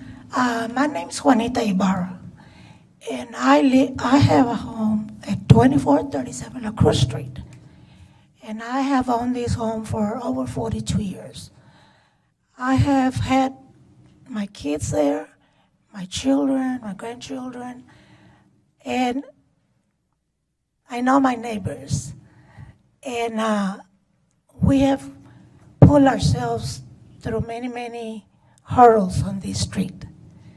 So this is a street that is, has been in our area for many, many years. It was here probably before I got here. But the reason why I do not want this street to be changed to Trinidad is because these people from this church, I have gone to this church like maybe a few times to get free bread. Okay, they said that the pastor does a lot for the community, for everybody. Well, he hasn't done anything for me or for my family or my neighbors. The bread that we get from there, or if it's a vegetable or a fruit, it doesn't come from him. It comes from the stores, from House and Angelo, H-E-B, Walmart. They come from the farmers. Okay. They come from King Food. They don't come from him. He doesn't buy them. This person does not bake them. So why should we change our food, our street, to his name? Okay. Thank you, ma'am. And the other thing is, if they want to change the street name, why not change their church name? Okay. Thank you, ma'am.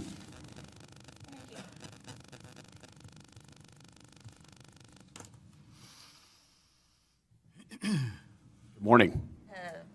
My husband has a house on 2621 La Cruz for 42 years. Yes, ma'am. And we don't want it to change to Trinidad. That's all. Can you state your name? Yes, please Can state you your state your name. name for the record? Ignacio C. Luna.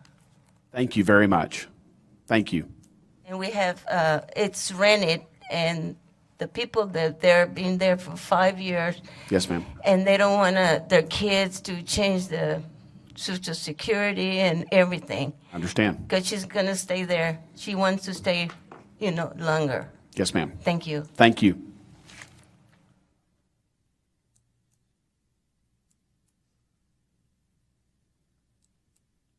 Good morning. My name is Silvia Reyes Rodriguez, and I live at 2402 La Cruz Street.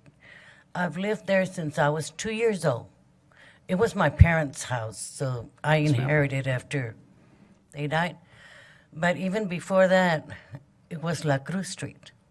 Not 50 years, but maybe in the 1930s, something like that, when my parents bought that house.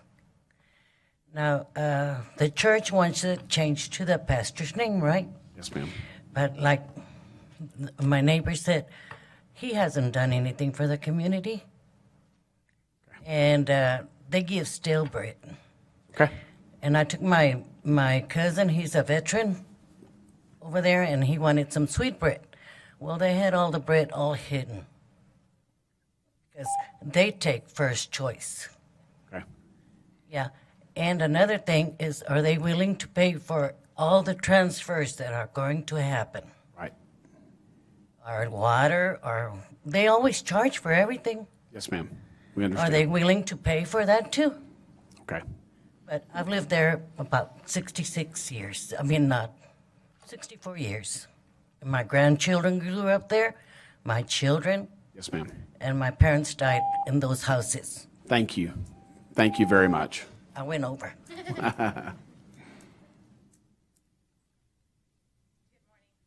My name is Deborah Lombraña, and I'm just going to make it quick. I've probably been one of the youngest that's lived there the less time, 30 years. 2130 La Cruz, Deborah Lombraña again, 30 years. And so I kind of started the petition and walked around the neighborhood and visited with some of these who have been there. I gave you guys a list of how Yes, many ma'am. years because I wanted you guys to know. Yes. And so I just, my thing was more for the elderly. I can get around and get my driver's license changed and all that good stuff, but I was more concerned with the people who are way older, that didn't mean an ugly way, to have to change their Social Security and checks to come in and bank Yes, ma'am. statements and water and that sort of thing. And so Wow. that's why I wanted to keep our name like I said, mainly for these older folks. It was going to cause a lot of inconvenience for them to have to change this kind of stuff.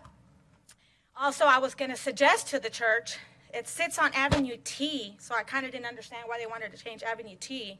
530 West Avenue T, I believe, is the church address, but yet they were trying to change La Cruz, which runs Side this street. way. Yes, ma'am. And then also, their church is nice, and it's got a very big social hall, so my suggestion to them was to honor the social hall and maybe give it his name. Yes, ma'am. So that's all I'm gonna keep it short. Thank you. Thank you. Thank you for your time. Thank you.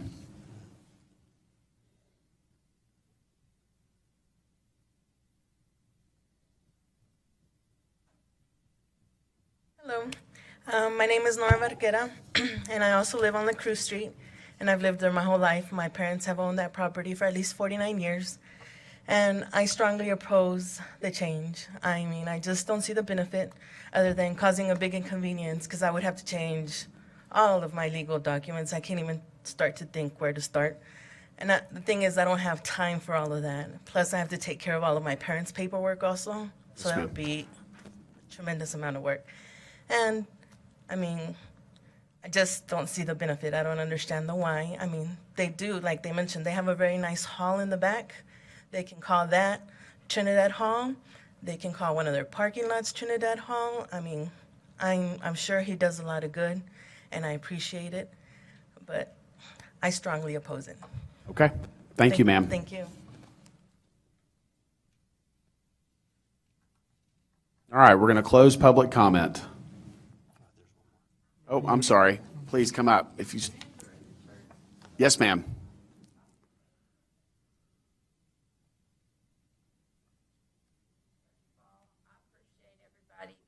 Today to talk about Pastor Trinidad. My name's Mary Barrera, and I'm the treasurer there at Segunda Iglesia, and I'm also a member of the administrative committee there.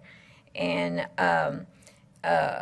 this month was Pastor Appreciation Month. That's why this came up. We thought, how can we appreciate our pastor because he's done so many things. And none of these people that were here, they all had good comments and everything, but I know they're not members of our church, just like, you know, the rest of y'all aren't. So I kind of wanted to give y'all just a quick run-by of some of the things that he's done that y'all might not know about, that he's done in our community. And it's good to have finally a Hispanic person that not only does something for the church, but does something for San Angelo. Yes, ma'am. So if you'll give me just a little bit of time. You know, as y'all know, we've had several inclement weathers, like in Venezuela, Puerto Rico, and so forth, and families have come to San Angelo, and he's implemented a program there at church where these people who come with degrees and all kinds of different qualifications, they can't work here in San Angelo because they don't know how to speak English, how to write an application or anything.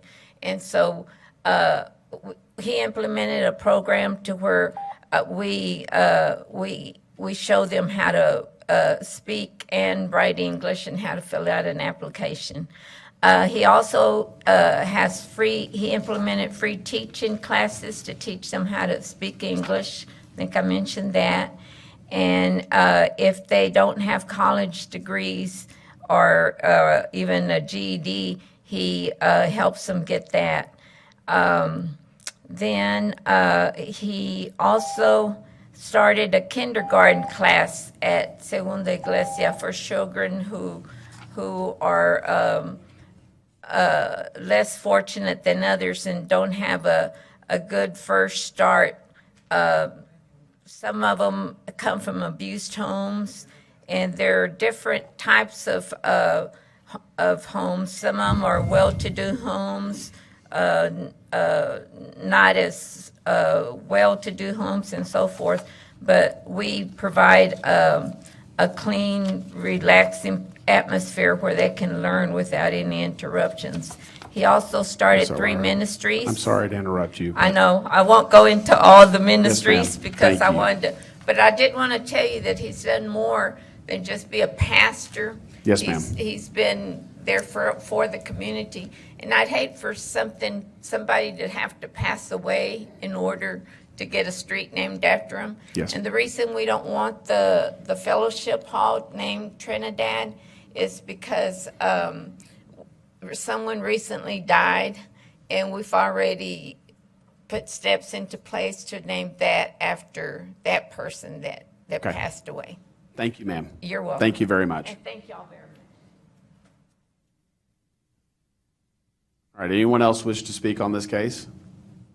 I'm going to close public comment. Anyone have thoughts or comments or questions or wish to make a motion? Motion to deny as written. Okay, Second. so we have a motion and a second to deny. All in favor, say aye. Aye. Aye. Opposed? 6-0.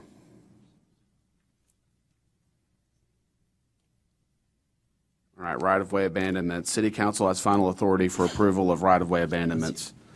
Street and alley right-of-way abandonments, Angelo Christian Ministries, a request to approve the abandonment and vacation of approximately 2.378 acres of land that includes portions of Houston, Dallas, and alleys between blocks 77, 78, 86 of the Hatcher Addition, generally located between West Houston Hart Expressway Frontage Road, Millspaw Street, Freeland Avenue, and Howe Street. Morning again, Planning Commissioners, Jeff Fisher. The applicant is Angelo Christian Ministries. They have TLC Church over in this location here, and they also own almost all of the land in this area here. A lot of these streets and alleys were not developed ever, and so they sat there with an old plat that's almost 80 years old. Now that they own all of this land, they want to abandon some of these unpaved and undeveloped streets and alleys for further expansion in the future. The applicant is here for further questions after. They haven't indicated exactly what that will be at this time. They have put some additional parking out there. They've got some buses parked, but this would just allow them to develop in the future. Last year, you all had approved, through Planning Commission and then the City Council, a rezoning for this area. So everything north of Block 86 was rezoned to CG, and then Block 86 was zoned to a CO. So it's zoned for commercial. They will, as a condition of approval, would have to replat those abandoned portions with the existing lots into a larger piece. So that would be a condition today. This is in District 5, Lane Carter, in the Bluffs neighborhood, and it's located between the Houston Hart Expressway Frontage Road to the north, Howe Street to the west, Freeland to the south, and Millspaw to the east. Staff sent out notifications for all abutting properties and within 200 feet. We also put notice signs along Alexander here and here. We have not received any responses in opposition. We got one letter in support from the owner of the property. The current future land use is neighborhood north of Dallas, and then south is, transitional north of Dallas, and then neighborhood south of Dallas. And here's the CG and the CO zoning. So this is the area to be abandoned. So you've got Dallas Street that's never been developed, this portion of Dallas, Houston Street, and then the alleys between 77, 78, and 86. So this is Dallas Street looking east. So it is a caliche surface right now, but it's never been developed. And this is looking west towards the church. This is looking Block 86 south. I eventually put up this second sign as well. This is Block 77. So staff is recommending approval based on the following, and this is generally our 4 criteria we look at for right-of-way abandonments. We don't believe the traffic patterns will be affected, even though the existing streets and alleys are unimproved. They've already got Alexander and Howe Street. Most of the church traffic and the residents in that area to the south would still continue to use those streets as they've been doing now, so there shouldn't be any changes to traffic. Utilities, AEP is going to want a 15-foot wide unobstructed utility easement. That could be provided in any city water and sewer easements at the time of platting, so we can work that out later. We don't believe there's any community impact. Again, All the notices were sent within 200 feet. That included the abutting property owners of those alleys and streets, and within the 200-foot circle, we didn't receive any responses, and the 2 signs were posted. Staff does see a public benefit in this case if we leave the streets and alleys open. 54 of the 58 properties are already owned by the applicant, so there's, I should say that in the reverse, there's no negative impact on the public if we close those streets because the applicant owns most of those properties anyway. The 3 abutting property owners that are in this area, I'm just going to go back really quickly to the map. So I think it's Parkview Church owns this piece here. There's a property owner that owns 2 up here and then 1 over here. The applicant, I understand, had contacted or had attempted to contact those neighbors. We haven't received any responses. So if this gets approved, our real estate division would send letters out, and they would have the right to buy their incremental half abutting those streets and alleys. If they don't, it would revert to the applicant. The applicant would pay whatever the assessment formula is for those pieces. So we haven't received any opposition, so we'd like to go forward to council if you all approve this today for a final vote. So again, 14 notices were mailed out. We 1 in favor from the applicant, none in opposition. This concludes staff's presentation. Approval of the proposed vacation and abandonment. The total acreage is 2.378 acres of the land.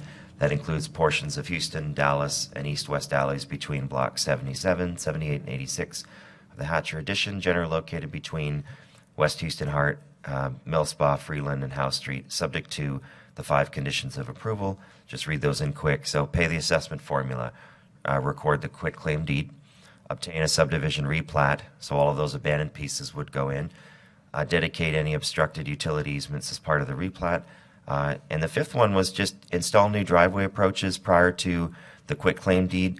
They have an existing church building on one of the properties that has a driveway on Dallas Street. Well, if Dallas gets closed, they'll have to reorient the driveway. So we've let them know that as well. So those are the 5 conditions. So this concludes the presentation now. Any questions or comments? Anyone questions? No? The people that have property in there, they wouldn't be, they'd still have access in some form, wouldn't they? That's correct. So the property owner up here would still have access off of House Street and their driveway. That wouldn't change. The one up here is undeveloped. This is the little triangle sliver. So, and then Parkview Church would continue to have access off Freeland. Yep. So why would a quitclaim deed be required? That transfers the land from basically the streets and the alleys, even though they're abutting the property owner, they're owned by the city. So the city has no interest in them other than those utility easements that would have to be provided. So we have to quitclaim, basically release our transfer the ownership to the property owner. Okay. Anyone else with questions for Mr. Fisher? Thank you, sir. We're going to open it up for public comment.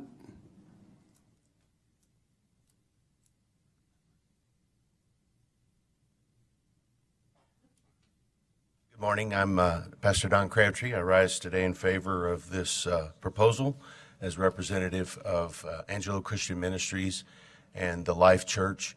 And just for the record, the little pie-shaped piece up here at the top, we have secured the transferal of that, and it has been filed with Tom Green County. We do have 2 lots here that we don't, I should say there are 2 lots that we do not own there. Should not affect their access whatsoever. Houston Street at that point is non-existent. There's not even a saw cut in the curb or anything there. Their access would not be limited. Parkview Church over here, their access would not be limited at all. They do have a dumpster sitting back here, which is not very pretty, but it's there. And we do have, we were not aware, we do have already abandonment on Guthrie, 1 block of Guthrie, and we do have a quitclaim on that also. So I concur that is required. We were not even aware that had been done, but by virtue of owning both lots on either side, because it had already been abandoned, it was transferred to Angelo Christian Ministries as well. Staff had recommended early on that we do a PD on this property, and I came prior and discussed that with the Planning Commission. We have so many moving parts here, and what we're really trying to do here is put this all back together so that we can better plan the future for the church. We do have in this block right here, we do have a playground presently. There's obviously some ideas for parking, perhaps some more sports facility, but it's all church related, and we're just trying to put it all together. The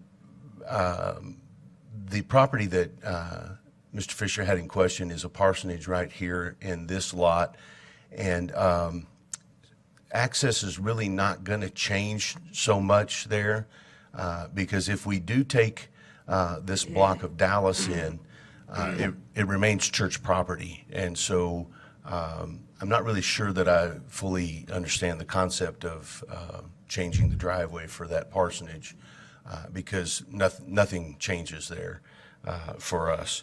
But we do ask that you consider our proposal today, and we're working closely with SKG on getting this prepared to replat so that we can we're kind of walking this PD backwards, I guess you could say, and so we're just trying to get a master plan going, and we can't really do any of that until we have it all replatted and secured. Thank you. Sir. Thank you. Anyone else wish to speak on this case, please come forward. I'm going to close public comment. Anyone want to share thoughts or make a motion?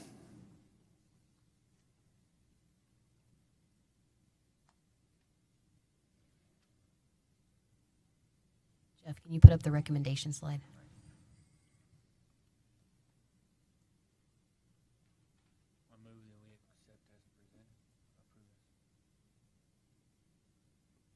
Second.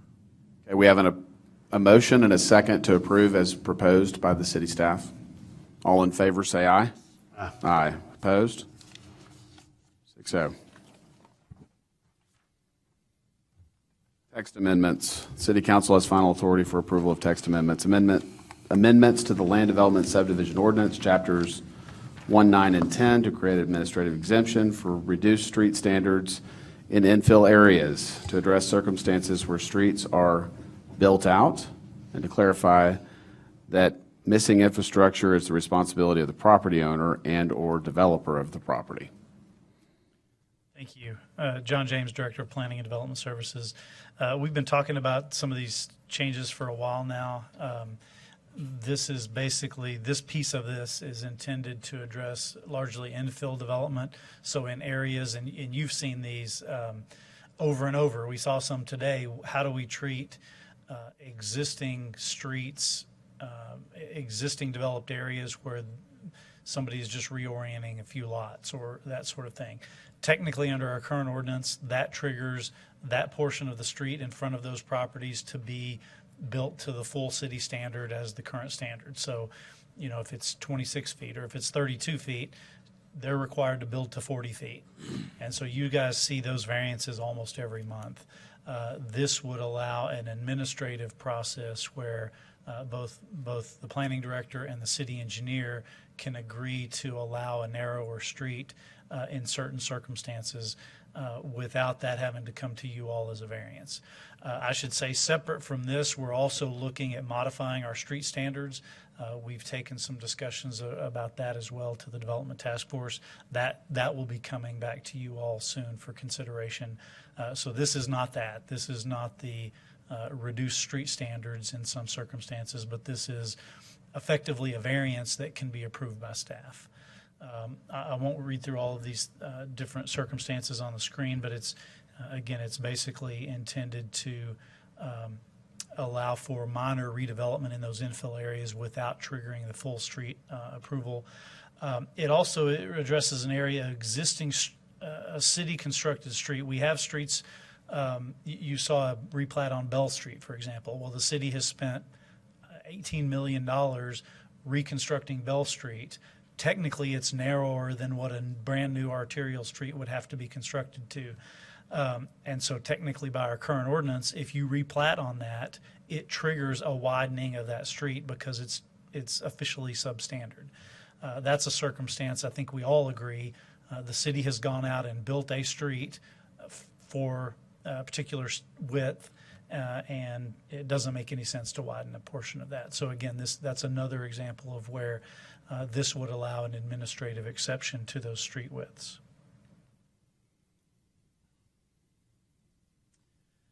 This is the list of the standards that can be modified. Again, an existing street can be approved at its current width or some lesser width than what the full standard would be for that particular type of street. This can also apply to a new street. Generally, that would only be in an infill area where it's in an existing neighborhood where all of the streets are substandard.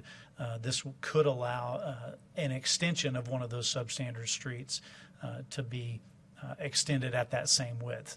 We've seen some of those recently in that Lakeview area where, for example, the existing street's 32 feet.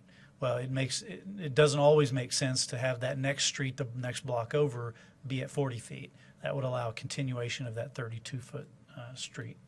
Now, in no case, based partly on the fire code, but other reasons, in no case would this allow a street to be continued less than 26 feet. So in any case, this would not give staff the authority to approve a street less than 26. And that's already a limitation on you all. Under our ordinance, you can't approve a street less than 26 foot either. It also allows for us as staff to approve to either waive requirement for curb and gutter or allow a ribbon curb like we talked about in that previous case. So that's an example of where that Molina Heights plat is one where this process could have applied without having to come to you all for a variance. As I mentioned, it does have to be approved by both the planning director and the city engineer. We both look at it from a little bit different angles. And so if the city engineer sees technical reasons it shouldn't be allowed, then he can basically veto it. If I see from overall planning reasons that it shouldn't be allowed, I can veto it. But in any case, those would come to you all as a variance. So they would always have the ability to request a variance through you all, even if they are denied this administrative exception. It also states in the ordinance something that we've always enforced but has never been in there, and that being that we have some areas where properties were platted but no streets were ever built. This just simply says that you can't go out and build a home, even though it's technically platted. You could go out and get a building permit for it. You do have to construct a street in front of those lots if they were never, say they were platted in 1910 and no street was ever built. That developer or builder is still responsible for that street, or getting a street to that property, as well as as well as water and sewer. It does rename the Chapter 9. That's something we've looked at. It. Chapter 9 has not only subdivision standards, but it includes standards that apply to development, like through building permits and site plans. And so that just clarifies the title of the chapter to recognize that. And it does one other cleanup. This is kind of unrelated to the rest of it, but in Chapter 10, Section 2, there's like a 2-page list of requirements for submissions, the size of the Mylars, the number of copies you have to submit. It has to have a north arrow and all of those kinds of things. We've been taking those out of the city ordinances and just including them in design manuals. You've seen a couple of ordinance changes like that recently. This just does that for another section of the ordinance, removing it from the ordinance itself. But again, those standards will still be there, but just in the engineer's design manual. I think that's a quick overview. I'd be happy to answer any questions.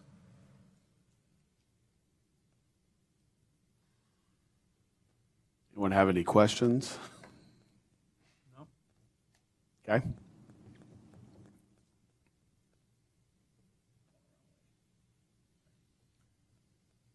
Are you asking us to make an approval for these changes? Yes, whether you recommend approval to the city council. To the city council. We do need to have a public hearing as well, since it is a change to an ordinance. But yeah, we're asking for your recommendation to the city council for approval of these ordinance changes. Okay. I have a question for Mr. Gully. I'm sorry.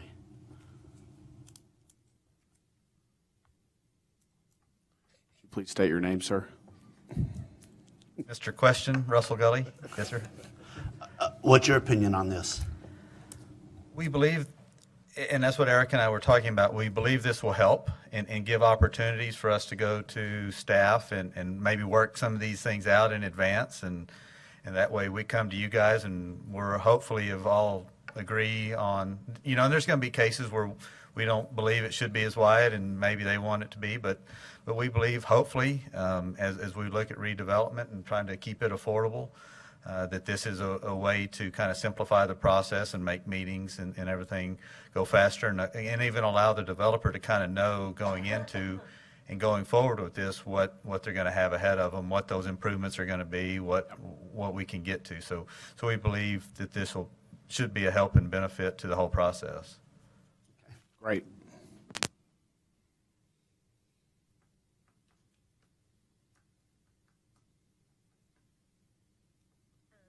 Erica Carter with CFE.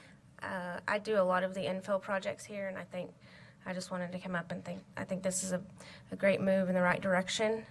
There's a lot of projects for the infills that we all agree on, but we have to wait for a meeting for them to begin, the process of building. So I feel like this is going to really help move those infill projects along. I agree. Okay. Well, I think this makes a lot of sense personally. From the cases that we've reviewed over the time that I've been up here, granting variances in areas where we have existing roads that have established widths and to leave that uncertainty through a planning commission meeting, I don't think it's necessary. So I think the proposed changes make a lot of sense, and hopefully they do help kind of streamline things and manage expectations for folks that are looking at infill lots. They know they don't have to get anxious about whether or not they're going to have to widen the road on a street that's well established otherwise. So looks good to me. Anyone wish to make a motion? Move to approve. We're going to move to show our support for these changes. Is that what you'd like, Mr. James? Yeah, I think the motion would be to Recommend approval of we these recommend approval of ordinance. these changes? Yes. Second. Okay, so we have a motion and a second to recommend the approval of these changes to the city council. All in favor say aye. Aye. Opposed? 6-0.